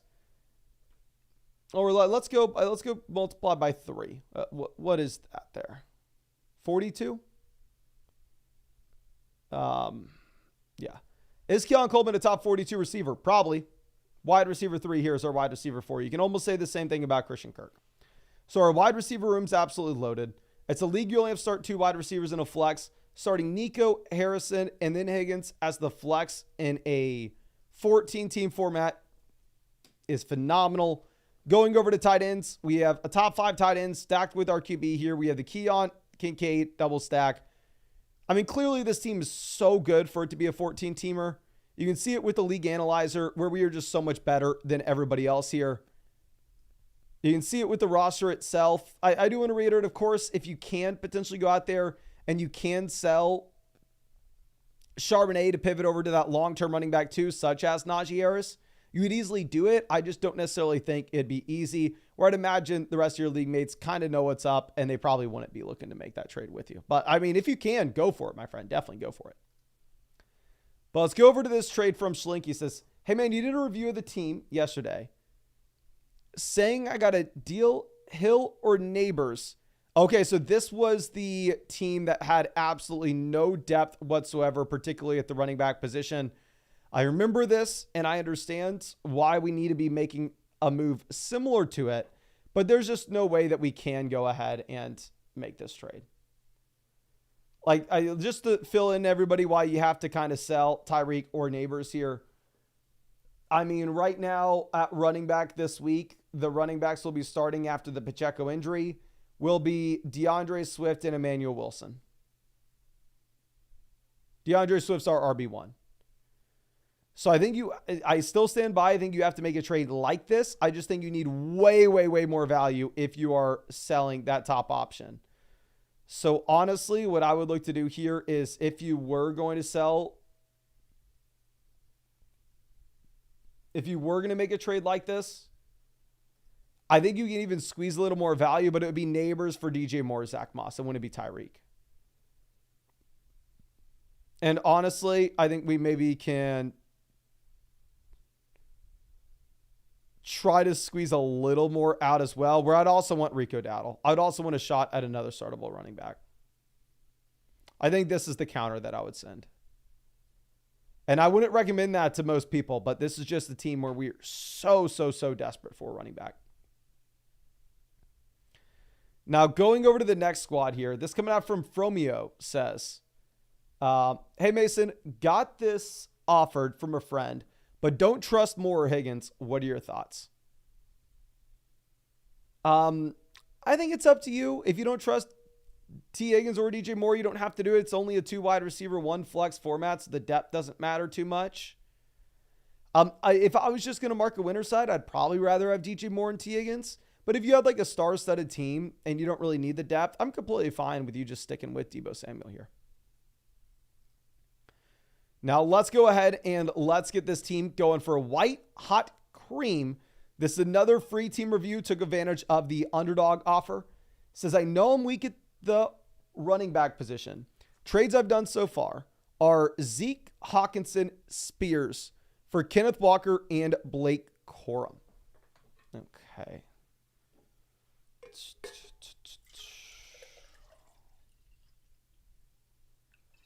Sorry. Just getting some more water. So pivoting up from Spears to Kenneth Walker and paying Zeke and Hawkinson to get it done, an absolute no-brainer. Other trade is Godwin for Ramondre. DK and Christian Watson for Garrett Wilson. Love that one. And then Jerry Jeudy and Ramondre for Deebo and Zach Moss. That is obnoxiously good. So we've been wheeling and dealing. I'm surprised that this team's only third in the league analyzer with all the trades that we've made. Now, I will say, obviously, looking at the teams here at the very top of the league analyzer, they are significantly better than the teams that you have way here at the bottom. But going down to the first position at quarterback. Quarterback here is not going to be as important because we can start up to 4 wide receivers from week to week perspective. So they'll make up just a slightly smaller percentage of our starting lineup output from a week to week percentage basis. But having Josh Allen, obviously, you are never going to complain about. A quarterback that we're going to start every week, regardless of matchup, maybe a little bit tougher this week with the A.J. Brown and Devonta Smith injuries, but still somebody that's very exciting and still somebody that we don't need a backup with. Now, going over to look at what we have at running back. We have Derrick Henry, Kenneth Walker. So 2 low-end RB1 / high-end RB2s. We have White, Singletary, Steele, Pirine. So very clearly the trade that we want to be making in this league is we needed to find a team that is desperate for running back, and we need to go tell them that we have the solution for them. We need to go send off Rachaad White to another squad here. We need to go send Devin Singletary to another squad. Because when we have these top-end running backs, I mean, these depth pieces aren't necessarily guys that we need. And with how decimated some of these other teams are going to be at running back, I'm sure that they would be interested. Like this team has the Mixon injury, has Swift. I mean, they may end up having to start Alexander Madison this week. Like if we can go ahead and tell them, hey man, I'll give you Rachaad White and Christian Kirk, give me Brandon Ayuk. I think that'd be a no-brainer for us. This team has Zamir White, Gus Edwards as their RB2 and 3. So obviously, really painful situation. If we could tell them, hey man, I'll give you Garrett Wilson and Rachaad White, Garrett Wilson, Devin Singletary, give me Jamar Chase, that'd be a no-brainer. If we could tell them, hey, I'll give you Christian Kirk and Rachaad White, or Christian Kirk and Devin Singletary, give me DJ Moore, I think that would make a lot of sense. This team over here has Tajee Spears as their running back too. If we could tell them, hey, I'll give you Garrett Wilson and Rachaad White, give me Justin Jefferson, it's a no-brainer.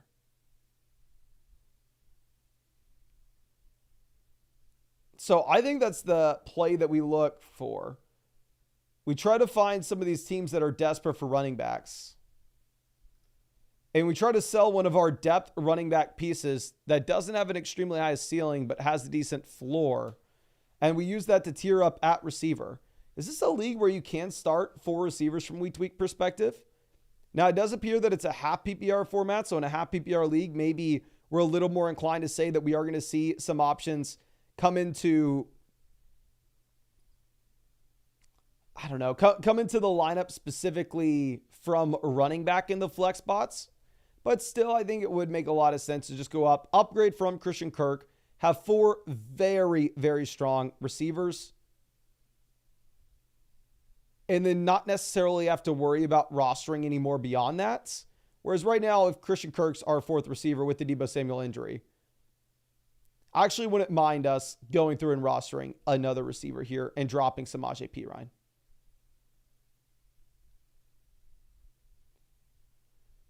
But what I think I do in this instance instead is I think I drop I trade Rachaad White or Singletary in a 2-for-1 deal.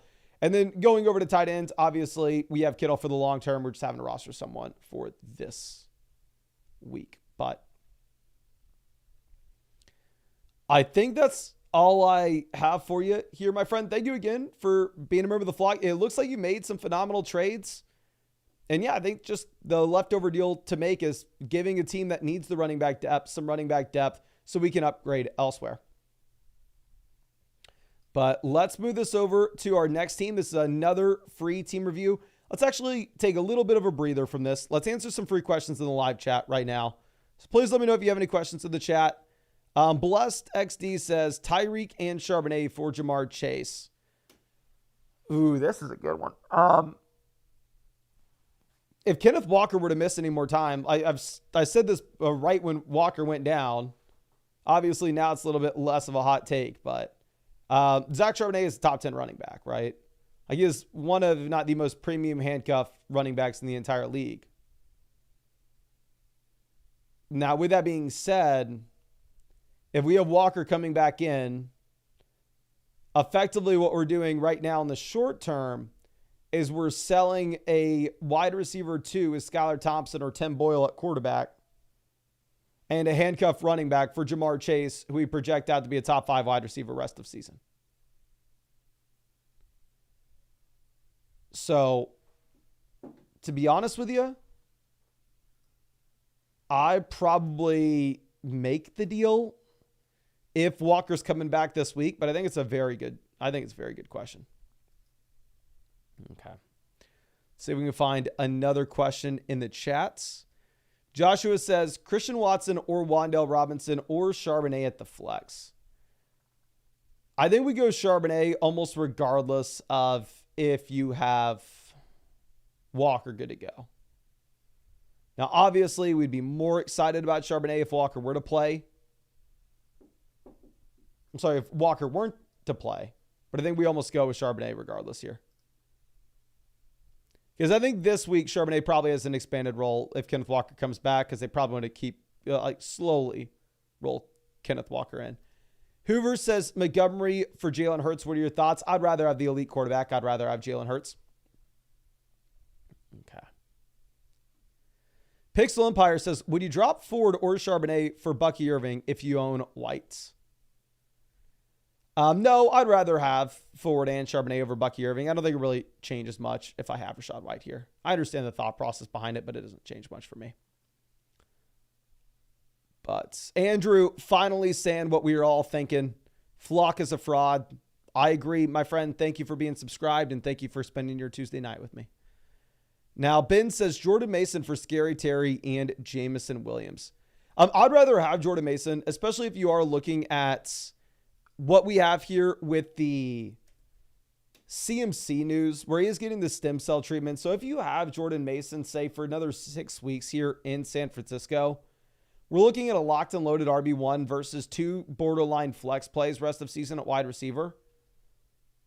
Like, if Sal's watching this in the Flock League where I have Scary Terry and he has Jordan Mason, I'll trade Scary Terry for Jordan Mason right this second. Okay. A-Rod says, rumors are A.J. Brown probably won't be back until week 6. Brutal. I hope that's not the case.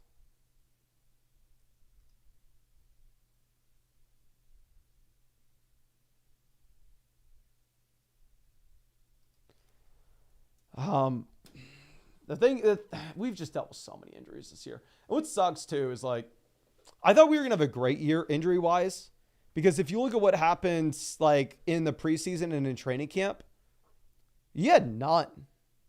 Like, in the preseason and training camp, there were pretty much no injuries that you had to deal with in comparison to years past, where you think back last year, training camp, preseason, Jonathan Taylor, Cooper Kupp, both round 1 picks at the time, get injured.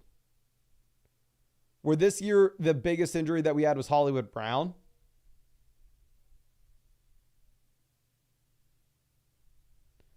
And now everybody's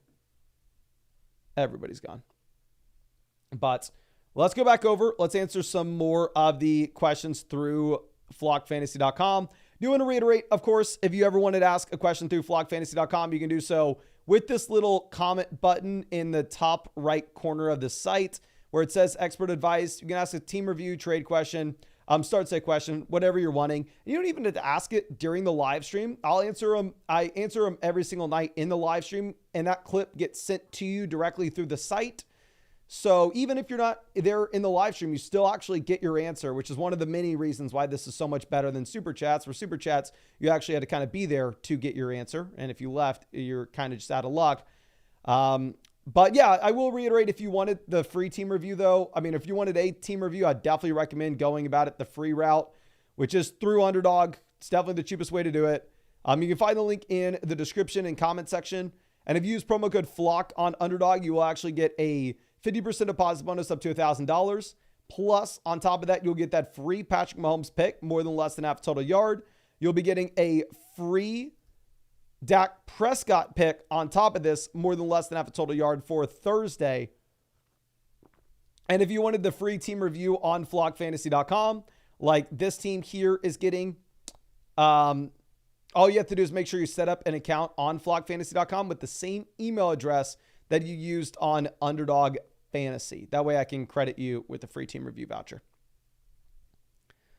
But let's go into this. This is Sharp's Wednesday afternoon. I don't know if the Shannon Sharp thing was on Wednesday, but I'm assuming that's what this is referencing. It says, wondering how I can improve to stay undefeated.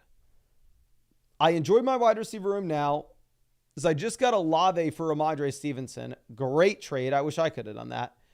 And my tight end solid as I got Kelsey for Andrews. But I want to consistently... but I want a more consistently run option. I have some solid folks on the bench, nobody breaking out yet. And also, who are we going to start at running back? So first thing I want to address, not surprised that this team is 3-0. I mean, this team is currently number 1 with the league analyzer. Looks like they're the top 2 teams here, but we have double the value of the bottom 2 teams effectively. But going ahead, pulling this up, oh my God, we got to upgrade our profile pic. We just got the ESPN profile helmet on. We got to get something better than this. Let's move this. J-Law says, I use code FLOCK and Underdog and still don't have my team review. 1, you do need to deposit at least $10 on Underdog. And 2, it will take until you'll get that free team review tomorrow morning. Underdog sends me the list of all the email addresses the following day. And then we can go through and credit all those teams, all those email addresses with free team review vouchers. But here, anyway, you have Josh Allen at QB1, a quarterback that we're able to start every single week, regardless of matchup. So we don't need a backup, obviously, is I guess one of the reasons why we are at 3-0 here is we have the elite level QB. Now, going over to running back, we have Bijan, Pollard, Najee. So we were sitting here with the anchor at the very top with Bijan Robinson. Pollard, Najee, solid RB2, RB3 options, especially as now you have the Jalen Warren injury, which will be giving that bump up to Najee Harris. Bucky Irving's expanding his role. Tyler Algier's the premium handcuff back. Alexander Madison, bad offense, but still, I mean, it does look like these are deeper benches overall, so completely understand rostering Madison. But overall, I mean, this is a great running back room. I wouldn't mind at all trying to go through and upgrade at running back 2, since it's a league where you can only start 2 receivers and 1 flex. Now, going over to wide receiver, we have A.J. Brown, Nico Collins, Chris Olave, Xavier Worthy, Terry McLaurin, DeAndre Hopkins, Juwan Jennings, and Joshua Palmer. So like we discussed, this is a league where you only start 2 wide receivers and 1 flex. So the wide receiver depth doesn't really matter much. So the first thing that I'm trying to do today is if we could potentially take Juwan Jennings, package him with either Pollard or Najee to go get that running back upgrade at RB2. I think that would be very exciting and almost a no-brainer here. Now, of course, with that being said, I'm assuming your league mates aren't going to do that. I'm assuming that they're not interested in those low-end options, those low-end wide receiver 2. I mean, not even wide receiver 2, wide receiver 4 pieces. So what's more likely that we are going to have to do here is more likely than not, we are going to need to go ahead and we are going to actually need to give up somebody of significance. We're going to have to sell Terry McLaurin and Tony Pollard to go get that running back 2 upgrade, which honestly is something that I'm completely fine doing in the long term. However, I don't think you should make this deal right now because we're dealing with the A.J. Brown injury. I think Najee is actually set up to absolutely crush in the short term with the Jalen Warren injury. So what I would be looking to do personally is I think it makes a ton of sense for us to just sit on our hands here and actually wait a week or 2 until we are closer to getting A.J. Brown back in. And then at that point, potentially packaging together, say, Terry McLaurin and Najee Harris and go getting a running back upgrade at that time. Now, going over to tight ends, we have Travis Kelce, Zach Ertz, tight end 1 and tight end 2. So with Kelce, obviously he was the tight end 2 for us coming into the season. I wish I would have had him below that. It's embarrassing. I had Laporta at tight end 1, but it is what it is. Definitely sliding down. We moved him down to tight end 5 rest of season. I think really what we need to see is we need to see more passing volume in this offense. It's not looking great right now. I still think in the short term, he's the tight end that you're starting because it's not like other tight ends in fantasy are currently crushing it. But if Kelce is your tight end 1, I'm not going to fault you for rostering his second tight end with Zach Ertz. So I think the main thing that we're going to look to do here is really just try to get that upgrade at running back 2 in this 10-team league. We're going to start 2 wide receivers and 1 flex. I think we want to wait a little bit of time. We want to wait till Brown's closer to returning. We want to wait till Worthy's closer to the full-blown breakout. Hopkins will be expanding his role as well. So if today you could sell Jennings and a running back to get that RB upgrade, we do it in a heartbeat. I just don't think it's possible. And if instead, maybe we wait a couple weeks, you sell Terry McLaurin and Najee to go get a running back upgrade at that time, I think you can do so then. But thank you again. I really do appreciate you, my guy. I really hope that I was able to help you out in some way with this. And yeah, obviously it's a very strong team. It's the number 1 team in the league. And we are 3-0 for a reason. But let's move this over to Johnny Yee. Now, the expectations for this team are going to be sky high, to be completely honest with you. This is a 8-team format. So here, for a player to be a QB1, he has to be a top 8 quarterback. For him to be a running back 1, he has to be a top 8 running back. If he has to be a running back 2, you have to be top 16. If you want to be a high-end RB2, you have to be a top 12 option. So yeah, the bar, the standard's a lot higher in this league. I just traded Lamar and Kyron for Stroud and Brees. Love it in this format. Love, love, love that. Since we have Jaden Daniels, I'll just play the matchups between him and Stroud from a week-to-week perspective. Just wanted recommendations on other trades in terms of trading up for potential top-end talent. That's exactly what you're wanting to do here in an 8-team league, because options on the waiver wire are also going to be extremely strong as well. So going through and looking at this. So looking at Daniels and Stroud, I'm fine rostering both guys, and I'm fine just playing the matchups here. I actually did move Jaden Daniels ahead of CJ Stroud in my rankings rest of season after this past week, specifically for 4-point passing touchdown formats, where we are more so incentivized to build around rushing upside, rushing upside, rushing upside.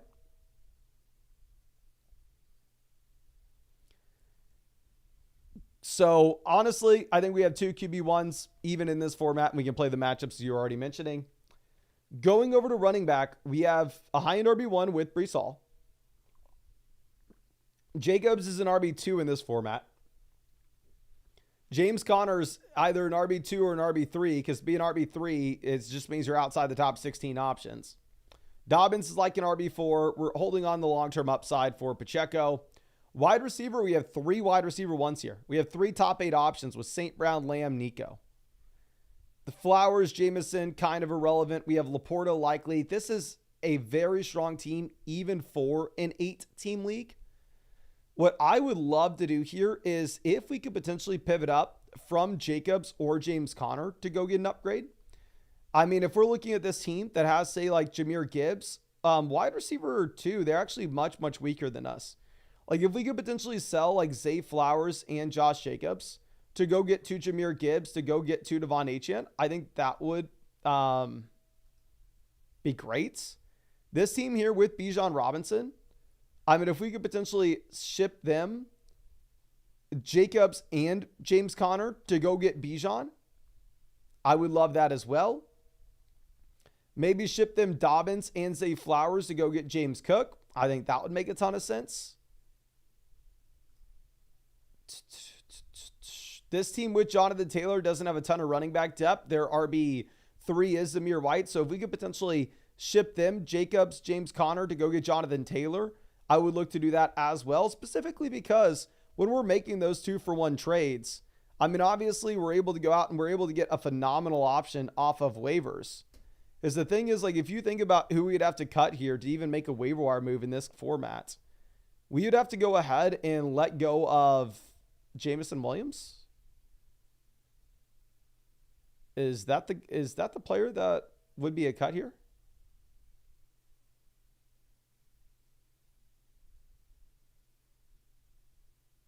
So in that instance, 2-for-1 deals are king. Obviously, we are already crushing it. We are already by far and away the best team in this league. And I think probably the best trade that we can make is trying to upgrade from Jacobs or Connor, who I really like in other formats, but in an 8-team league, it does make sense to just get that improvement. Okay. Now we're going to go out and get this trade question for Slinky. Another question from Slinky says, last one. I think these are the 3 offers to decide from. Okay. This is the team in which we are desperate for running back production. Right now, our starting lineup this week is probably DeAndre Swift and Emmanuel Wilson at running back. So here, going from Brian Thomas to Ramondre Stevenson, when we need running back help, we probably want the Ramondre side. Going from Tyreek to Kincaid and London, I think that there's more value on the Tyreek side of this. I'm sorry. I think this is another instance in which if instead we could sell Malik Neighbors in this, I for sure would. Like, if we can go Neighbors, Brian Thomas for Kincaid, London, Ramondre, I think that's an absolute no-brainer. Maybe I am overvaluing Tyreek Hill at this point, but I just assume that we can get more out of Tyreek. Like I said, I very easily I could be wrong. But let's move this over to this question coming out from Greg. I'm sorry, for whatever reason, it's not loading right now. We are going to have to get back to that. But here we have a start-sit question. I think this is the first start-sit question of the week from David. We are choosing at wide receiver between Pittman, Dell, Jameson, and Debo. So obviously, if Debo were to play, we're going to go ahead and we are going to play Debo Samuel here. But I don't necessarily expect that to be the case. And you know what we honestly probably have to do instead is we may be in a position in which we need to go ahead and we need to look to sell Tank Dell. I'm sorry, not sell, start Tank Dell. It sucks, but if you look at the implied team total for Houston this week, currently at about 27 points, should be a great Houston Texans offense. Passing volume is not going to be there in Indy. I know most people say Jameson. I just think you're in a better spot for this Houston Texans offense. Now, Slush Monkey says, what range of running back can I pair with these two together? Should I add somebody to go to a tier higher? I would rather have London and Ramadre over Henry. If we're looking at the rankings and trying to figure out what running backs we would want to go ahead and sell Ramadre and Drake London a package for, I would sell that package for any running back inside the top 9 of these rankings. James Cook, Kyron, Taylor, Kamara, Achane, Gibbs. Obviously, the top 3 are untouchable. But that would be the range I'm sending that offer out for. Okay. Now going over to the next trade question. It's from Thovin, says, trade already accepted. Leaves me no quarterback, but plan on picking up Darnold and or Fields. So honestly, it's a tough spot to have to be streaming QB. I'm in that position right now, but I think you made 100% the correct decision. To go and get Bijan Robinson here is a no-brainer. We're going to stream Sam Darnold this week going up against the Packers. It should be a spot where you may actually see some actual pass attempts and this team being forced to throw the ball aggressively in the second half. So yeah, I think you go ahead and you take Bijan, pick up Darnold, and Darnold may even be better going into the future if we get Addison and Hawkinson back in. Now here, this is a trade Bucky Irving versus Puka Nacua. Honestly, it's Puka Nacua by a mile for me. I mean, with Bucky Irving, obviously, he is still expanding his role in this offense, but it's not like Irving is startable anytime soon outside of Rachaad White injury. And then by the time he is startable, maybe Puka's back and Puka would be better at that point. Ig Pop coming out. This is Reed, Gibbs, Adams versus Connor, Chase, and McLaurin. Okay, so let's go ahead and let's figure this one out. Gibbs versus Chase. Up to you. I have Chase ranked slightly higher. Adams versus Connor. Give me Devontae Adams. Reed versus McLaurin. I have them ranked back to back. I have 167 overall, the other 68 overall. So with that being said, I'm going to go ahead. I'm going to take the Jahmyr Gibbs side. But I am a Jahmyr Gibbs fanboy. I still view Jahmyr Gibbs as a mid to high end RB1 in fantasy. And yeah, I think Devontae Adams will be a little bit better going into the future. Now, going over to this free team review, assuming they use the Underdog promo. This is JK Knows Fantasy. Says, should I trade Stevenson for a better RB2? Okay, so looking at this, this is Georgia Military. We are the 4th team with the league analyzer. So let's go ahead and let's check this out. This is a league where you only start 2 wide receivers and 1 flex. So the wide receiver depth just simply does not matter. All right. Quarterback, we are currently sitting with Josh Allen, a quarterback that we can start every single week, regardless of matchup. So don't need the backup there. Obviously very excited. Going over to running back, we are currently sitting with Jonathan Taylor as that high-end RB1 for us. We have Stevenson, Charbonnet, Braylon Allen, and Bucky Irving. So Ramadre, running back 2 with gross volume that we're not excited to start, but we definitely can start.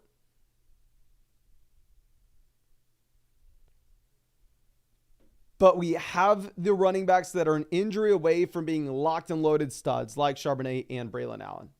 So running back room's okay. Definitely a league where you only start 2 receivers and 1 flex.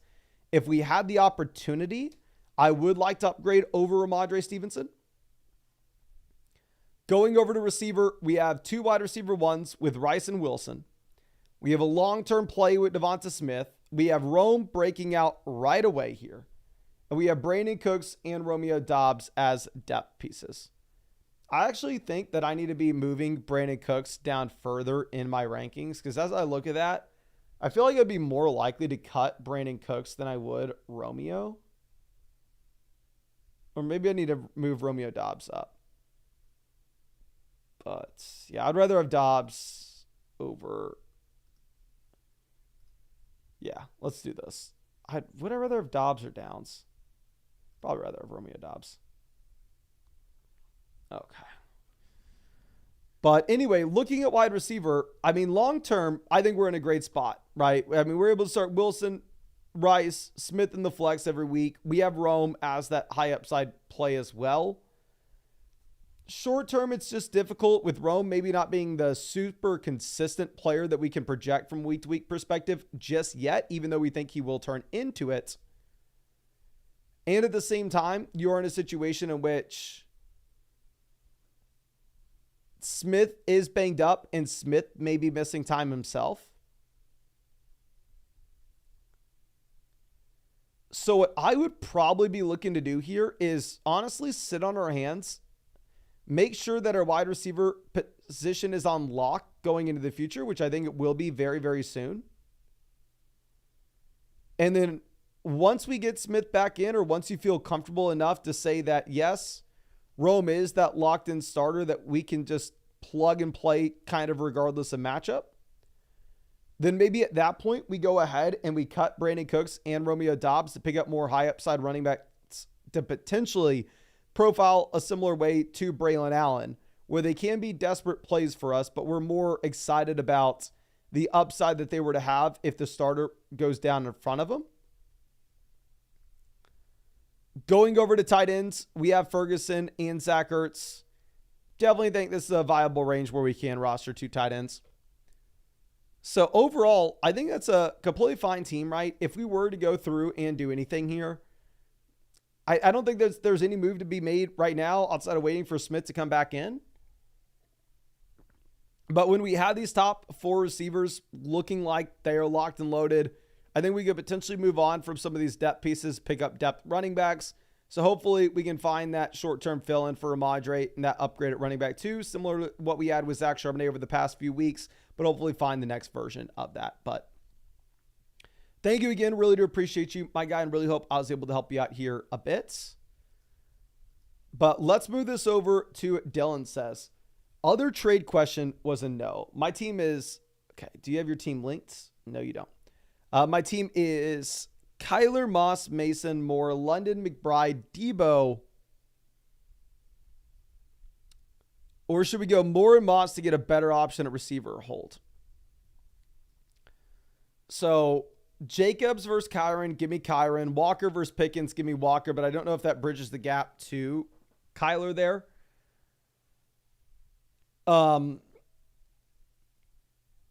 Yeah, no, I think you can go ahead and make this deal. I'm definitely still worried about Kyron Williams in terms of the overall environment that you have in Los Angeles with pretty much the entire offensive line being banged up, while at the same time us seeing no Cup and no Puka. So the offense is going to be worse in the short term, but in the long term, it can be better. And clearly you are still in a really good spot where the workload is just insane. You have a 90% opportunity share. So I think we are going to go ahead. We'll take Kyron Williams. Now, Phoenix Lance, longtime member of the flock. Happy to see you. My guy says, I've somehow managed to go 0-3 with this squad and don't know where to go from here. Andrews is a black hole at tight ends. Thinking of dropping for Komet and Ertz and streaming, but not sure if I've just been unlucky and overreacting.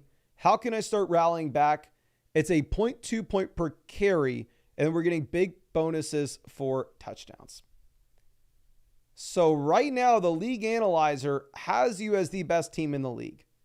This is a start 8 format. So with this being a start 8 league, I'm assuming that this is a 2-receiver double flex league. And in that case, we want to be starting 4 running backs from week to week perspective here. For sure. Second thing is, well, let me just reiterate the adjustments we are making with a point per carry league. What I think we look to do is if we could potentially look to move off of CJ Stroud and pick up a quarterback with rushing upside, 100% we are prioritizing quarterbacks that are going to run the ball in a point per carry league. Most people understand in a point per carry format that running backs will be at a premium in comparison to receivers. But from what I found, it does seem like a lot of people underestimate how big of a deal the rushing attempts will be at the quarterback position as well. So if we can pivot from Stroud to a QB that's going to run the ball like Jaden Daniels, in this format, it's an absolute no-brainer. Now going over to running back, we have Bijan and Gibbs. Love to see it. I don't like Gibbs as much in a point per carry league as some of these other running backs like Jonathan Taylor. Like, for instance, I would have Gibbs over Taylor in just a regular PPR format, but once we add the point per carry element to it, give me Taylor instead of Gibbs.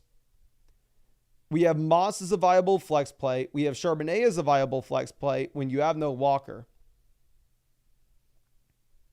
We have Brooks for the long term here. We have Steele and Javonte. So we have a ton of running backs. I'm assuming it's a league where we can start 4 running backs from week to week perspective, which I do really like if this is that environment where, I mean, it's a 2 wide receiver double flex league and it's point per carry league. So we can just roll out 4 of these RBs. Wide receiver, we have Rice and Nico. So we have 2 wide receiver ones. We have plenty of depth here as well with Waddle, Dell, Ridley, Kirk. This is a nutso team. The league analyzer has us as by far and away the best team here as well. I stand by it.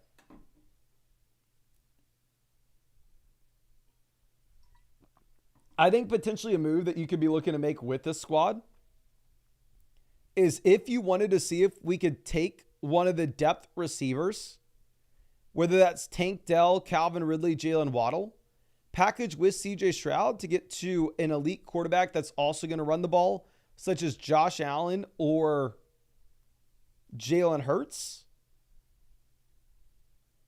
and maybe make some 2-for-1 upgrades at running back.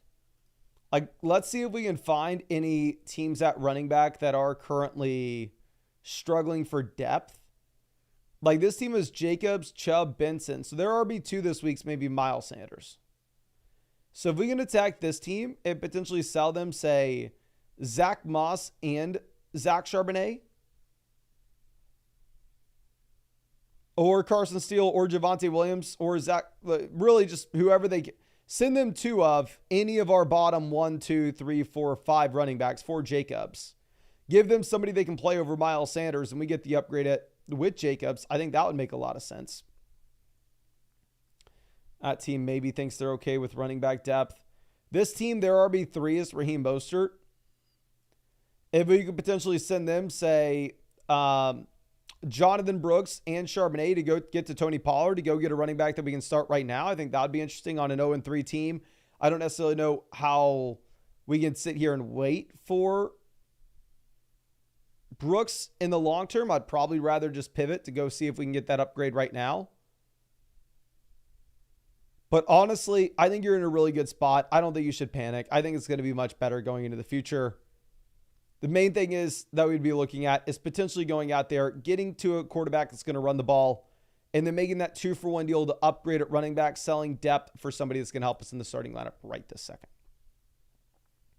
But thank you again. I know you've been a long time member of the Flock. Saw you out in the Flock League comment section of the live chat with the Premier earlier today. Hope you're enjoying that league, my guy, but thank you. Thank you.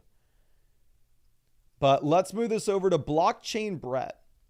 Here it's DK Metcalf versus Terry McLaurin and Zay Flowers. So here, going from Metcalf to Flowers will be a downgrade. Terry, this is a start 8, so it's a double flex format. I think it's very fair, and I think it is going to be up to your team in general. So honestly, I'm going to mark both sides as the winner here. Where if you needed the depth, I completely understand selling DK Metcalf for Terry and Flowers. Whereas if you were telling me that we have a loaded squad where McLaurin and Flowers are both going to be on our bench, then at that point, it's like, what's the point of the trade? So I think it comes down to your team. I think it's very fair, and both sides can win. Probably mark the Terry and Flower side as the winner if we need to pick one. Now, Neister coming out. I'm sorry that for whatever reason this league isn't loading right now. We'll get right back to this, my guy. But let's move over. And this is a trade where somebody also has Kenneth Walker. I would rather have Rachaad White over Charbonnet. Sounds like Kenneth Walker is going to be coming back in. I'm not necessarily trying to chase my own handcuffs. At least personally, how I play fantasy football, I think while it raises your floor, it lowers your ceiling as well. So I'd probably rather just have Rachaad White, even if White is trending in the wrong direction.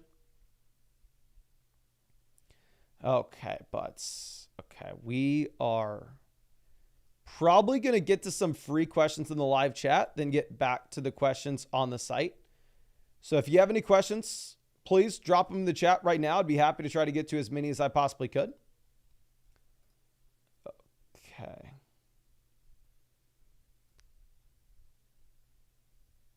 Nick says, more Ayuk Connor or Jefferson Jacobs, what side?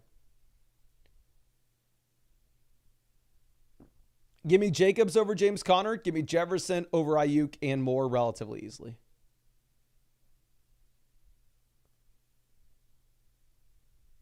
So I think you just go Jefferson, take the best player in the deal, and probably run. Run for the freaking hills after you make this trade. Okay. Let's smooth this over. Nick says, how do I link the team on flockfantasy.com if I use NFL Fantasy? I'm very sorry. Right now, my guy, we can link with Yahoo, ESPN, and Sleeper. Right now, we are not linking with NFL Fantasy. I really hope that we can change that in the future. It's just very, very difficult to get permission to link with them.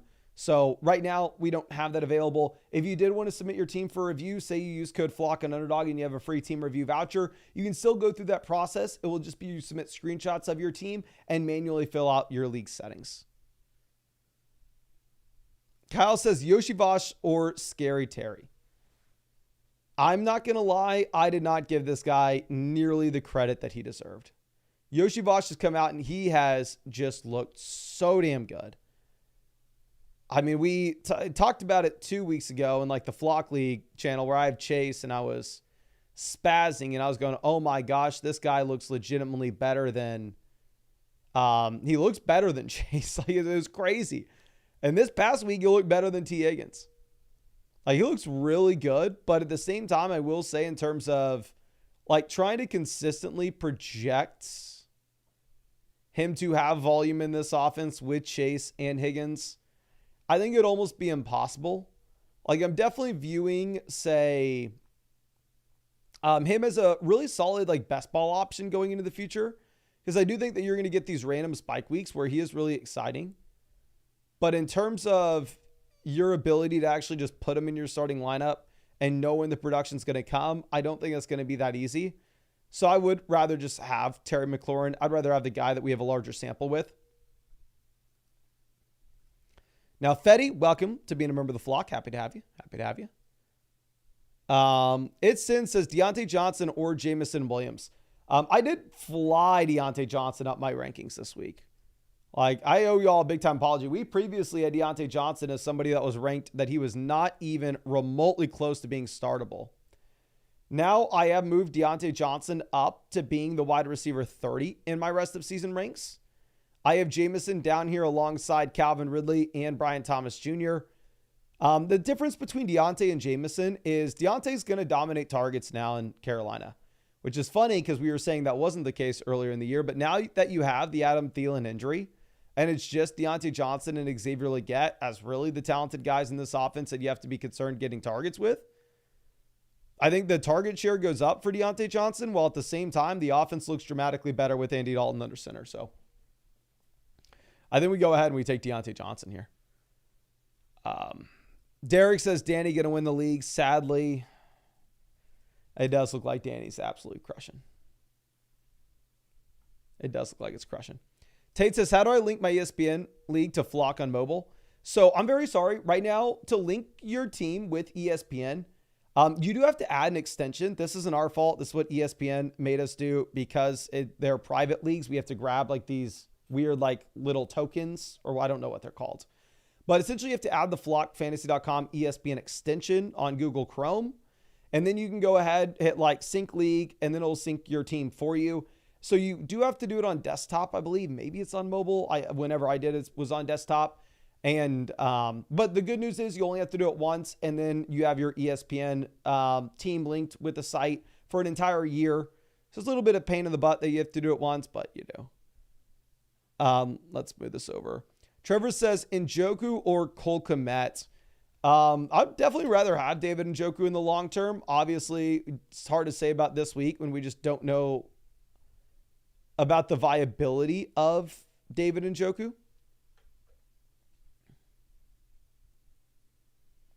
Layla says, is there hope for Michael Pittman? I have Pittman currently ranked at wide receiver 40.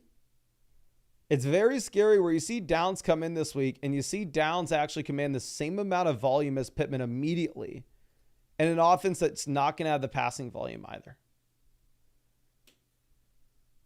So is there hope for Michael Pittman Jr. to become a wide receiver 1? No, that ship has sailed.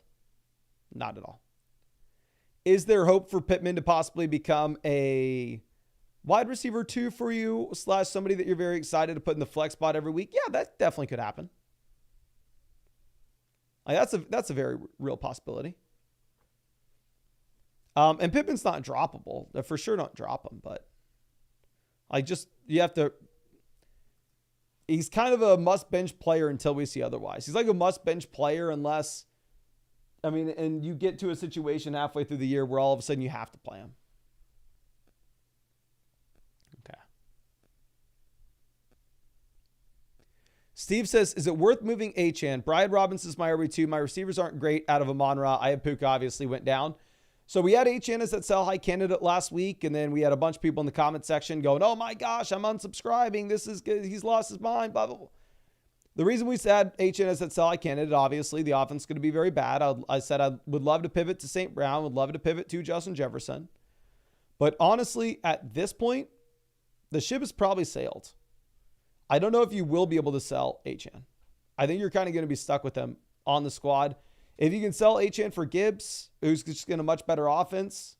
If you could sell Achane for Chase, St. Brown, Jefferson, I would.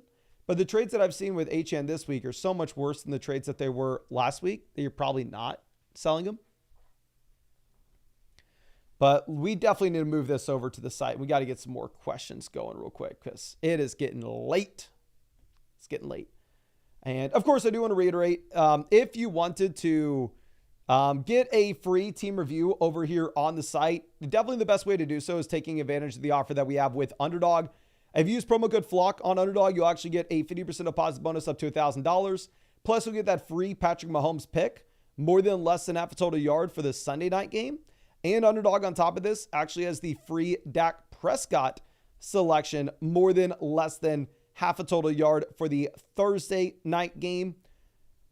And just make sure you set up an account on flockfantasy.com with the same email address that you used on Underdog Fantasy. That way I can accredit you with that free team review voucher. But let's move this back over and get this team review for Finding Debo, who used that free team review voucher from Underdog. It says, feel like I have a decent team, but wondering where I could be stronger in terms of potential trade options. I have an opportunity now for Dobbins in exchange for Josh Jacobs. So wondering if that would be a good choice. Thanks, Mason. Thank you, my guy. Going to be excited to go ahead and check this out. So looking at the squad right now with the league analyzer, the top two teams are by far and away the best teams here, right? I mean, maybe make an argument that the third team's in the mix, but we are starting to see that there is that discrepancy between the teams at the very top and these teams at the bottom that have almost no shot. Also, this is a league where we can start 4 wide receivers from week to week perspective. So the wide receiver depth does matter a little bit more. Now, going over to QB and tight ends. We have Jalen Hurts as well as Trey McBride. So we have the quarterback that we can start every week regardless of matchup. We have the tight end that we can start every week regardless of matchup. Don't need to have the backups here in this instance. Now, obviously, with Trey McBride dealing with his own injury, I wouldn't fault you for going out there and picking up an additional tight end. That way we could have somebody to potentially fill in for McBride. Now, going over to running back, we have the anchor holding the fort down with Breece Hall. Obviously, a running back we're starting every single week, regardless of matchup. No hesitation on whatsoever. We have J.K. Dobbins here as RB2 with a workload that we can play, not be super excited about, given the overall offensive issues that you're going to have in Los Angeles. We have Braylon Allen, Bucky Irving, Raheem Mostert as desperation plays. However, in the case of Braylon Allen, we can say if Breece were to go down, he's a top 12 running back in fantasy. Bucky's expanding his role. If HM were to go down, Mostert most likely crushes. So it's not like we're stuck just having to rely on Dobbins every single week. You do have the upside of potentially Braylon Allen's situation changing. Going over to receiver, where the wide receiver depth does matter, like we discussed, the league where we can start 4 of these guys. We are sitting with Nico Collins, so we have the anchor wide receiver 1. We have Debo, a solid wide receiver 2 when he does return. We have Higgins, a solid option for the flex. Jameson, probably a flex play for us in this league. And I think Wan'Dale Robinson and Yoshi Vosh are actually receivers that we can roster here because it is that 12-team format where we start 4 receivers from week to week perspective. And honestly, I need to move up Yoshi Vosh. This is embarrassing how low that I have him. Let's go ahead and let's do that right now. And this will actually probably move us a little higher in the league analyzer as well. There's no reason for him to be this low. I would probably throw Yoshi Vosh. I'd rather have him over A.D. Mitchell. I'd rather have him over Sticky Ricky, DeMarcus Robinson, Curtis Samuel, Joshua Palmer, Mike Williams. Probably rather have him over Brandon Cooks. Rather have him over Josh Downs. Rather have him over Romeo Doubs, Gabe Davis, Quentin Johnston. Probably slides in here around Tyler Lockett, Xavier Legette, Cortland Sutton. But yeah, if this was a league where you only started 2 receivers and 1 flex, I definitely think we'd be looking to move off of some of these receivers at the bottom to try to chase some more upside at running back too. But not necessarily a league that we want to be doing that with because the wide receiver depth does matter. We have the Debo injury at the same time. If Hollywood isn't IR eligible, like if you don't have an IR slot in your league, we cut Hollywood, we go ahead and we pick up another running back. But obviously if Hollywood's on the IR, then who cares? If you needed to cut somebody to go pick up another tight end off the waiver wire to fill in for McBride this week, that cut would be Wan'Dale Robinson. But in terms of trades, I wouldn't mind at all for you to go out there and get Josh Jacobs. Especially if it's like J.K. Dobbins straight up. If you can sell J.K. Dobbins straight up for Josh Jacobs, it's a no-brainer in my mind. Jacobs and Dobbins, neither will really have a receiving role. I think Jacobs has the larger sample that we can look off. I think Jacobs will be in a better offense as well, especially with the Justin Herbert and Joe Alt injuries. So yeah, if you can pivot from Dobbins to Jacobs, it's a no-brainer. And then outside of that, I think that the team's actually structured very well considering the format that we are playing in. But I really hope that I was able to help you out here, my friend. I really hope you're able to get something from this. And as always, if there's anything I can do for you, don't hesitate to reach out to me and let me know. But let's go over and get this going for Josh. Says, I have someone ready to make this trade. Keep what I have or get the wide receiver upgrade. So DK Metcalf and Achane versus CD Lamb. This is a 10-team league where you start 2 wide receivers and 1 flex. So with this being a 10-team format where you start 2 receivers and 1 flex, I actually probably take CD Lamb. If this was a 12-team league, or if this was a league where you had multiple flex spots, then I think it'd be very different. You can go ahead and take the package. But in an extremely shallow format like this, we're going to get another solid option off the waiver wire. Let's go ahead and let's take Lamb. Nick says I did the Underdog Fantasy thing. How do I get the team review? So Underdog every morning sends me the list of email addresses from the previous day's signups. So I'm going to get that to the developers in the morning, like I do every morning. And then they go through and they accredit all those teams that have an account on the site with the same email address, their free team review, my guys. So you should have access to it tomorrow. But Jay Gonzalez says 3-0, looking to upgrade to a true RB1. Is this trade possible for me? If not Saquon, then who? Go get Barkley easily. Super impressive to be 3-0. I mean, considering the fact that we had the Puka Nacua injury, considering that we had the Ramondre Stevenson absolute face plant here on Thursday night as well. But if you can get to Barkley, it's a no-brainer. And honestly, I would be willing to do it for Breece or Bijan as well. Now, Evan coming out. This is McLaurin and Kyron for Jahmyr Gibbs. Says, before week 3 in my team review, you said to do this trade, but with Montgomery's carries, I don't know.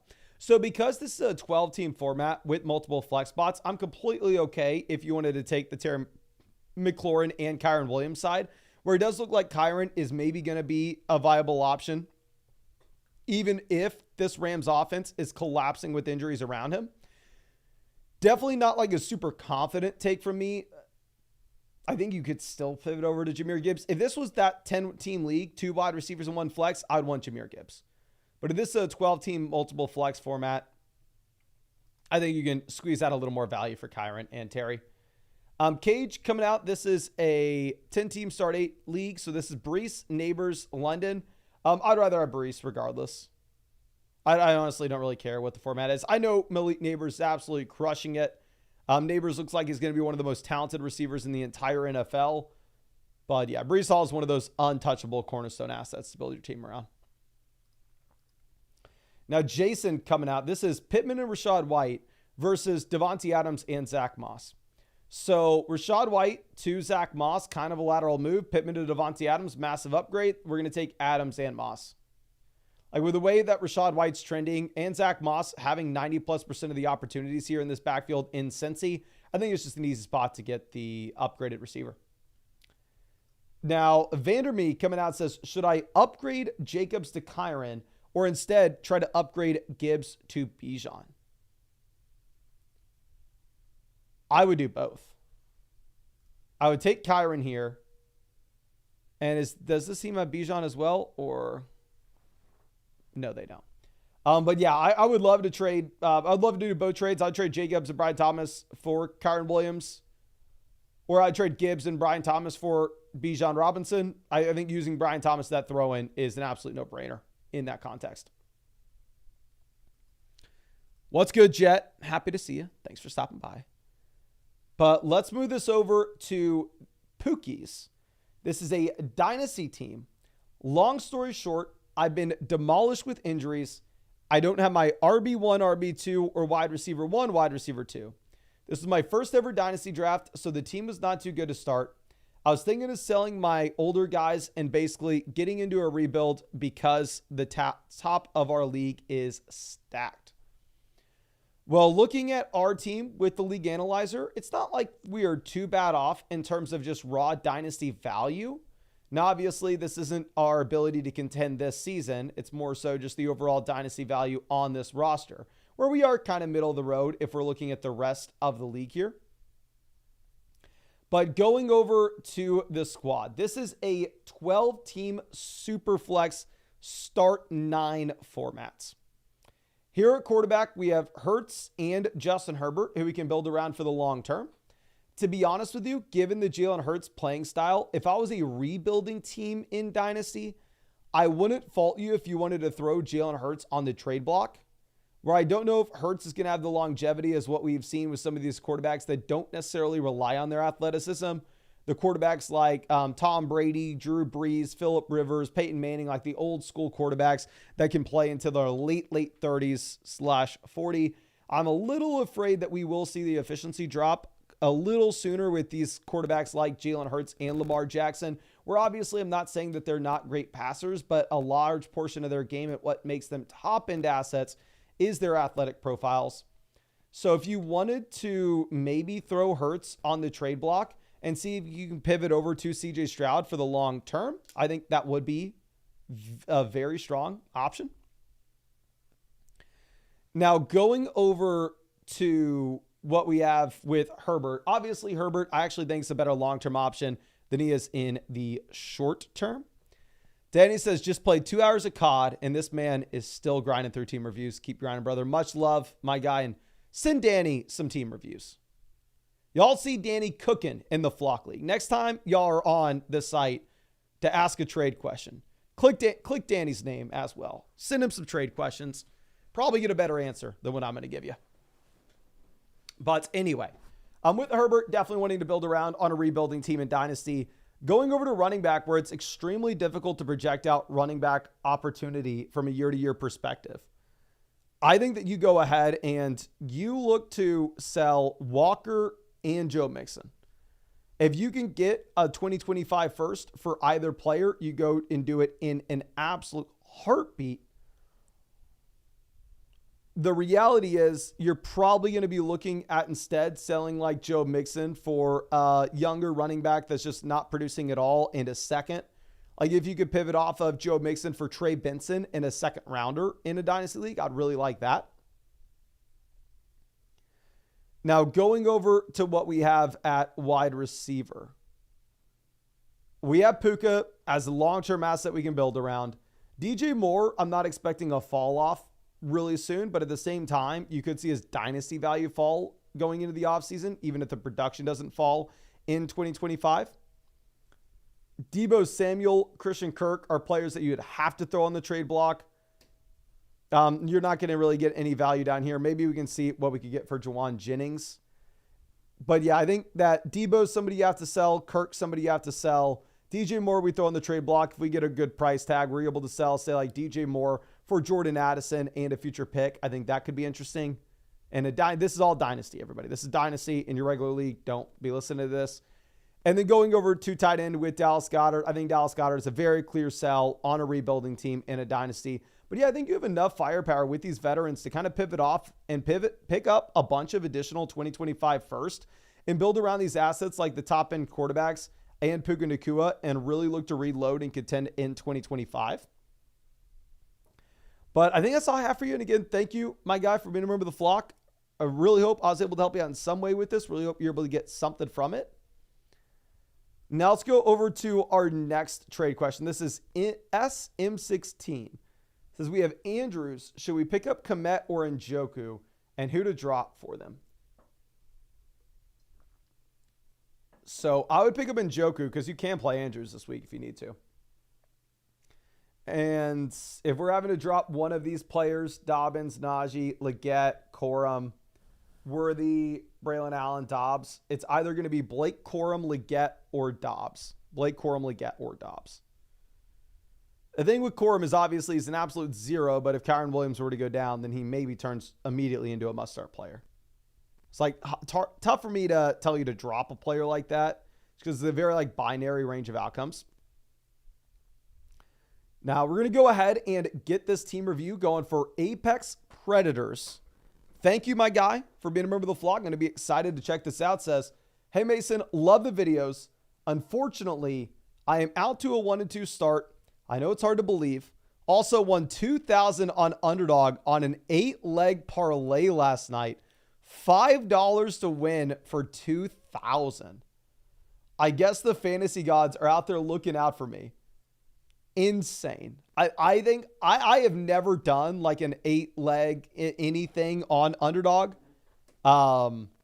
With my pick'em slips, I typically only include like 3 players. I'm very boring with what I do with my Underdog pick'ems. Very rarely have I heard somebody saying, oh, I turned $5 into 2,000 on Underdog. to be honest with you. If you're doing it for fun, I think that's a great, but don't think we're going to be able to do that again. For the love of God, don't think you're going to be able to do that again. But congrats anyway. Now, looking at the team here, also congrats on having the best team with the league analyzer. We are sitting at number 1. It's only an 8-team league, so obviously the expectations for this team will be much higher than what you'd have with a 12-team format. Now, going over to QB, is Jaden Daniels a top 8 quarterback? Yes. Is he a top 4 quarterback? I don't know. Maybe, maybe not. So probably not a, say, true high-end QB1 in this league, but definitely a QB1 at the minimum. Going over to running back, Bijan's a top 8 back. Kyron's a top 8 back. So we have two running back ones. Jacobs, I think, a top 16 running back. So I think you have a running back 2 here. We have Brooks, Chubb for the long-term upside, but obviously not giving us anything in the short term. Zamir White is honestly probably cuttable here in an 8-team league. But yeah, ultimately, probably not going to be able to make any trades at running back, because if you are looking at if you are looking at Brooks and Chubb, these are 2 running backs that aren't going to be able to give you anything in the short term. Once we get them back in, then maybe we can look for the upgrade over Jacobs or Kyron, but it may be tough right now. Welcome to the flock, Andrew. Welcome. Now, going over to receiver, we have St. Brown, Garrett Wilson. So we have a top 8 wide receiver. We have wide receiver 1. Wilson's a top 16 option, wide receiver 2. Evans is a top 24 option, wide receiver 3 in this format. Then we have Puka for the long term. Then we have Flowers, Ridley, Thomas, and Shaheed.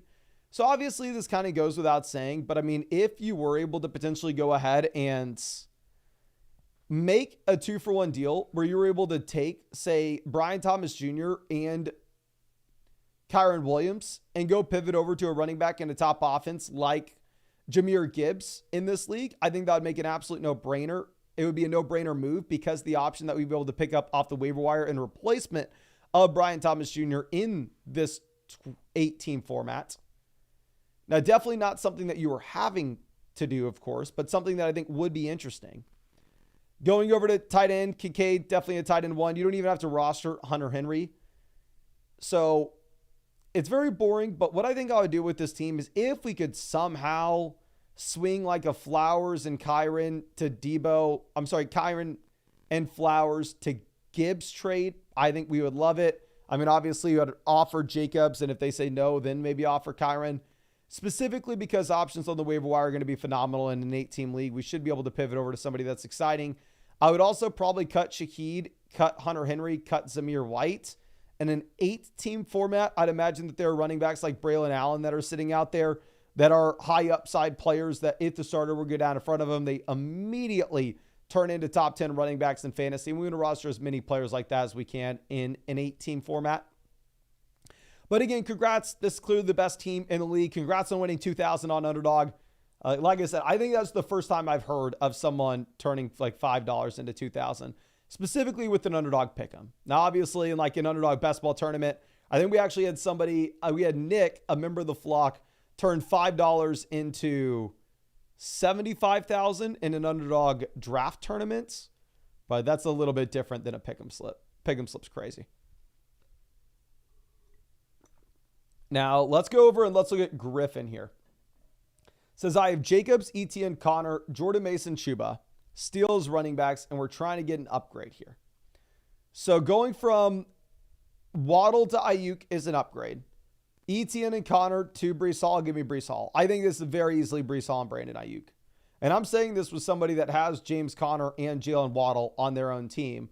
But I mean, if I had the ability to, I would love to pivot over here to Breece and Ayuk. Phenomenal squad.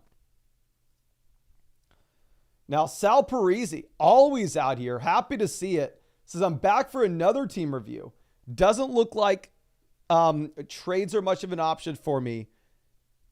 No good running backs on the waiver wire. So I was thinking of picking up wide receivers for trade bait for running backs. I was thinking of the following claims. Deontay, Rome, Bucky, dropping Henry, Mostert. Should we drop Love or any other suggestions? So if you have guys like Deontay Johnson, Rome Odunze, and Bucky Irving on the waiver wire, then 100%, my friend, we have waiver wire moves to be made. So bad news is it looks like there is a juggernaut team in this league. Barkley, Bijan on the same team. They have McBride, they have Neighbors, they have Metcalf, they have Evans. It is going to be very difficult to contend with this squad. But anyway, let's go ahead and let's pull up our team. Quarterback, we are currently sitting with Daniels and Jordan Love. If you're telling me we have options such as, say, Deontay Johnson, Rome Odunze out there on the waiver wire, then yes, I will go ahead. I will drop Jordan Love to pick one of these guys up. Going over to running back, we only have 3 RBs. So for sure, this is a situation in which we need to see if we can pick up another running back off the waiver wire. I know you're already talking about cutting Raheem Mostert. I think I would move on from Raheem Mostert to pick up Bucky Irving where we can. We have Kyron, we have Cook though, so we have 2 running back ones here, even in a 10-team league. We have a QB1 with Daniels in a 10-team league. Going over to receiver, we have Jefferson, so we have the anchor. Debo and Waddle obviously are hurting us with their respective injuries. Keenan injured, Worthy a long-term play. So that's kind of why this team's so down in the league analyzers. Just the wide receiver upsides here in the long term, but we actually really need players to start in the short term. So I hate to say this, but if you're telling me that we have options like Deontay Johnson, Rome Odunze out there on the waiver wire, I actually think that if we're not able to make the roster spots for those pickups by just dropping Jordan Love, Raheem Mostert, because dropping Mostert, you probably need to go pick up Bucky Irving, right? What you may need to do instead is you need to probably drop Evan Ingram. I don't know if you have the ability to roster like an injured tight end like this that's not going to be IR eligible and really is going to be clogging that spot, taking it up from somebody like Deontay Johnson, from somebody like Rome Odunze that we could look to get in.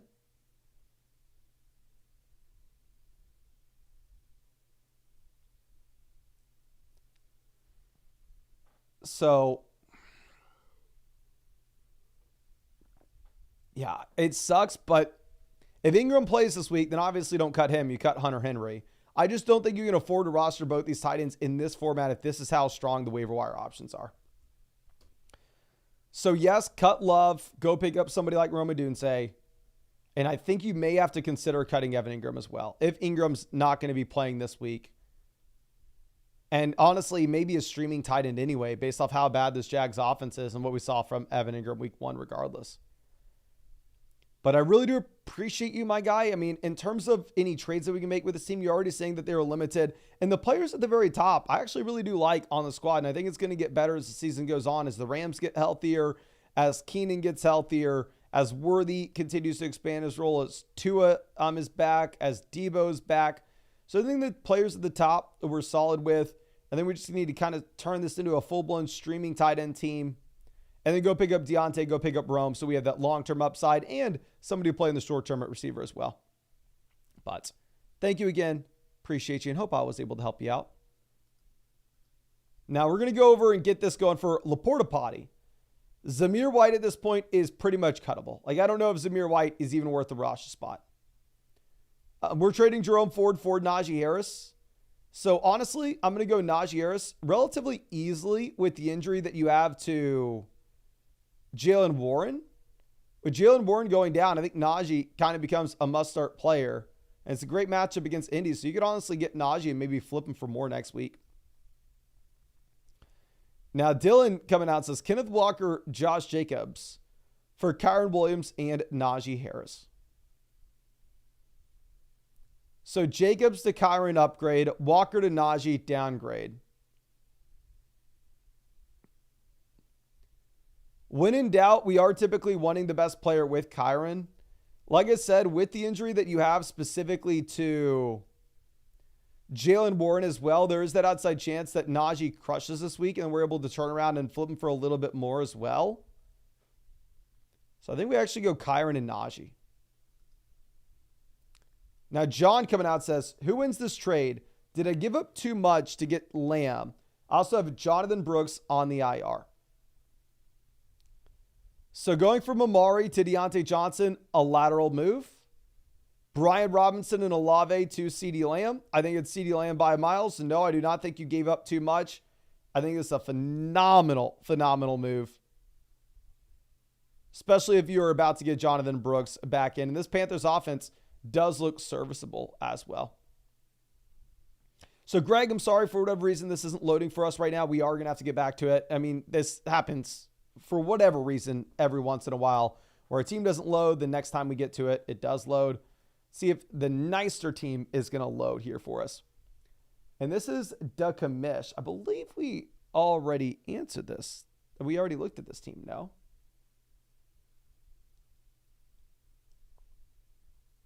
Lamb, Rice, Harrison, Pickens, Watson. No, I don't think I remember this team says. I traded away Brock and DK for CeeDee Lamb last week. Where, well, I can tell my guy that, I mean, we made a trade to vault us to the very top here. I mean, that is a phenomenal move. We are currently sitting number 1 with the league analyzer. It's not like we have a massive gap between everybody else. I mean, it really is the top 3 teams here. And then obviously the teams at the bottom are kind of garbage. But looking at this, when we have Jared Goff at quarterback, we're probably just wanting to put ourselves in a position in which we're streaming the quarterback position from a week-to-week perspective, right? I mean, it's not necessarily like we were all in on Jared Goff. So if you had Goff, I actually wouldn't mind if you wanted to go through and roster 2 quarterbacks and play the matchups between those 2 quarterbacks going into the future. That's kind of what I was doing previously in my league. But I will say that I'm actually probably going to have a harder time doing that, and you may have a harder time doing that as well. Because we are approaching the bye weeks, so the depth options there at running back and receiver kind of just going to have to roster a few more. Now, going over to running back, we have the CMC injury, which obviously kind of crushes us. But we have Jordan Mason to play in the short term. Walker coming back in this week. So we have an RB1 in the short term, an RB1 in the long term, and then Kenneth Walker is that solid RB2 / low-end RB1 as well. Javonte Williams, quality depth. Ezekiel Elliott at this point trending towards being cuttable. It is a league where you only start 2 wide receivers and 1 flex, so running back is going to be extremely important here. In terms of an easy path for us to go through and upgrade the position, however, I don't necessarily see one. Wide receiver, we are elite. We have 3 wide receiver ones. We have Lamb, Rice, Harrison. 2 receivers we can play every single week and a flex spot every week. We have Pickens as the 1 quality depth piece. Christian Watson has some upside down there at the very bottom end of this roster. So honestly, I don't necessarily know if there's anything we can do with this team, because going over to tight ends, we have Laporta for the long term. Obviously, we have Gesicki as the short-term fill-in if Laporta were to miss time. I think that this is already a very well-balanced team. I mean, if, say, Christian Watson comes out and actually starts crushing it with Jordan Love back in, then at that point, what we're probably wanting to do is we're probably wanting to sell Pickens and Jared Goff to go get to a legitimate QB1 rest of season. But I don't necessarily think you can afford to go ahead and make that trade until we actually get confirmation that Christian Watson is going to be a viable play with Jordan Love back in here. Obviously, you're not going to get any value whatsoever for trying to sell Javonte Williams, trying to sell Ezekiel Elliott. So I think that's probably it's a great team. It's the number 1 team in the league analyzer for a reason. I think the construction's on point. And yeah, I think you're just going to keep rolling as is. And if we get one of these wide receiver breakouts, then we could potentially trade a receiver depth piece with Goff to go get an elite quarterback. Now let's go ahead and let's check this out for Carts. It says, can I afford trading my running back depth? He also may counter with Ayuk. Is it still worth it? Honestly, yes, we want neighbors, and yes, I may do it with Ayuk as well. Obviously, Rome absolutely crushed this past week, but he had over 50 Caleb Williams pass attempts. I think the passing volume will come down here a bit. And at the same time, if Keenan Allen does come in, Keenan may take some of the target share away in this offense. I wouldn't expect it to be a ton, but it may be something. Okay. So let's move this over to Derica, longtime member of the flock. Says 1 and 2. This is Derek. I don't know why I said that. We've always said your name weird, my guy. But anyway, 1 and 2. Are there any moves that we can be looking to make? All right, so let's pull this out. I'm sorry. Who are we starting this week? Obviously, Lamb going to be a must-start player regardless. No hesitation there. Wide receiver 2 between Tyreek, Amari, and Godwin. Let's see. Do they have picks out for these guys yet? Yeah, they have no Dolphins picks, which is what I was kind of assuming. I still think you play Tyreek Hill. The thing with Tyreek is obviously the expectations are dramatically lowered in a bad offense, but Amari's in a trash offense. Godwin has to compete with Evans, and Tyreek only does need one big play to get there. If you have to play Tyler B, I mean, I think maybe we just accidentally put that tight end slot there. But running back, we are currently sitting with Gibbs that we can throw in. James Cook is a must-start player. Quarterback between Dak, Richardson, Baker. I actually go with Anthony Richardson. It's a really tough matchup going up against Pittsburgh this week, but he still does give you the rushing upside. Dak going up against the Giants. I don't know if we can rely on the passing volume being there on a Thursday night. And then really what's important is if we're going to go with Zach Moss or Chris Godwin for the flex. And with this being a full PPR format, I think we go with Chris Godwin. But yeah, thank you. And honestly, great team. Spot that I'm not super confident with is a quarterback where I think you could pivot over to Dak Prescott if you wanted to over a Rich, especially if it was a 6-point passing touchdown league. But Jason coming out says, want to trade Pittman or White. Understand I need to give up, but want some trade ideas. Okay, so going from White to Jacobs, massive upgrade. JSN to Amari, upgrade there as well. 100%, I would love to do this. And yeah, I mean, I would be willing to swap JSN and Pittman as well. So if somebody wanted to say, oh, okay, no, I actually need Pittman instead of Jackson Smith and Jigba, go, okay, cool, take Pittman. I do either one. Now, Julio coming out says, with the second flex spot, I'm trying to bounce back from an 0-3 start. Thanks. No, thank you. And this is a tough team. So wide receiver, do we really have to start Judy? No, I'd start Juwan Jennings over Jerry Judy. For the flex down here, we have Tank Dell. Our other flex option would be between Cup's already been ruled out. Charbonnet, Braylon Allen, Jerry Judy, Tyler Algier. I think I'd probably go Charbonnet for a second flex option. I'm expecting that Kenneth Walker is going to be playing. But I would also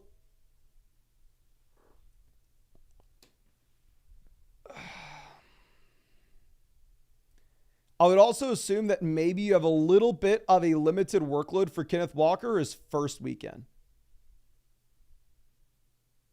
So we expect,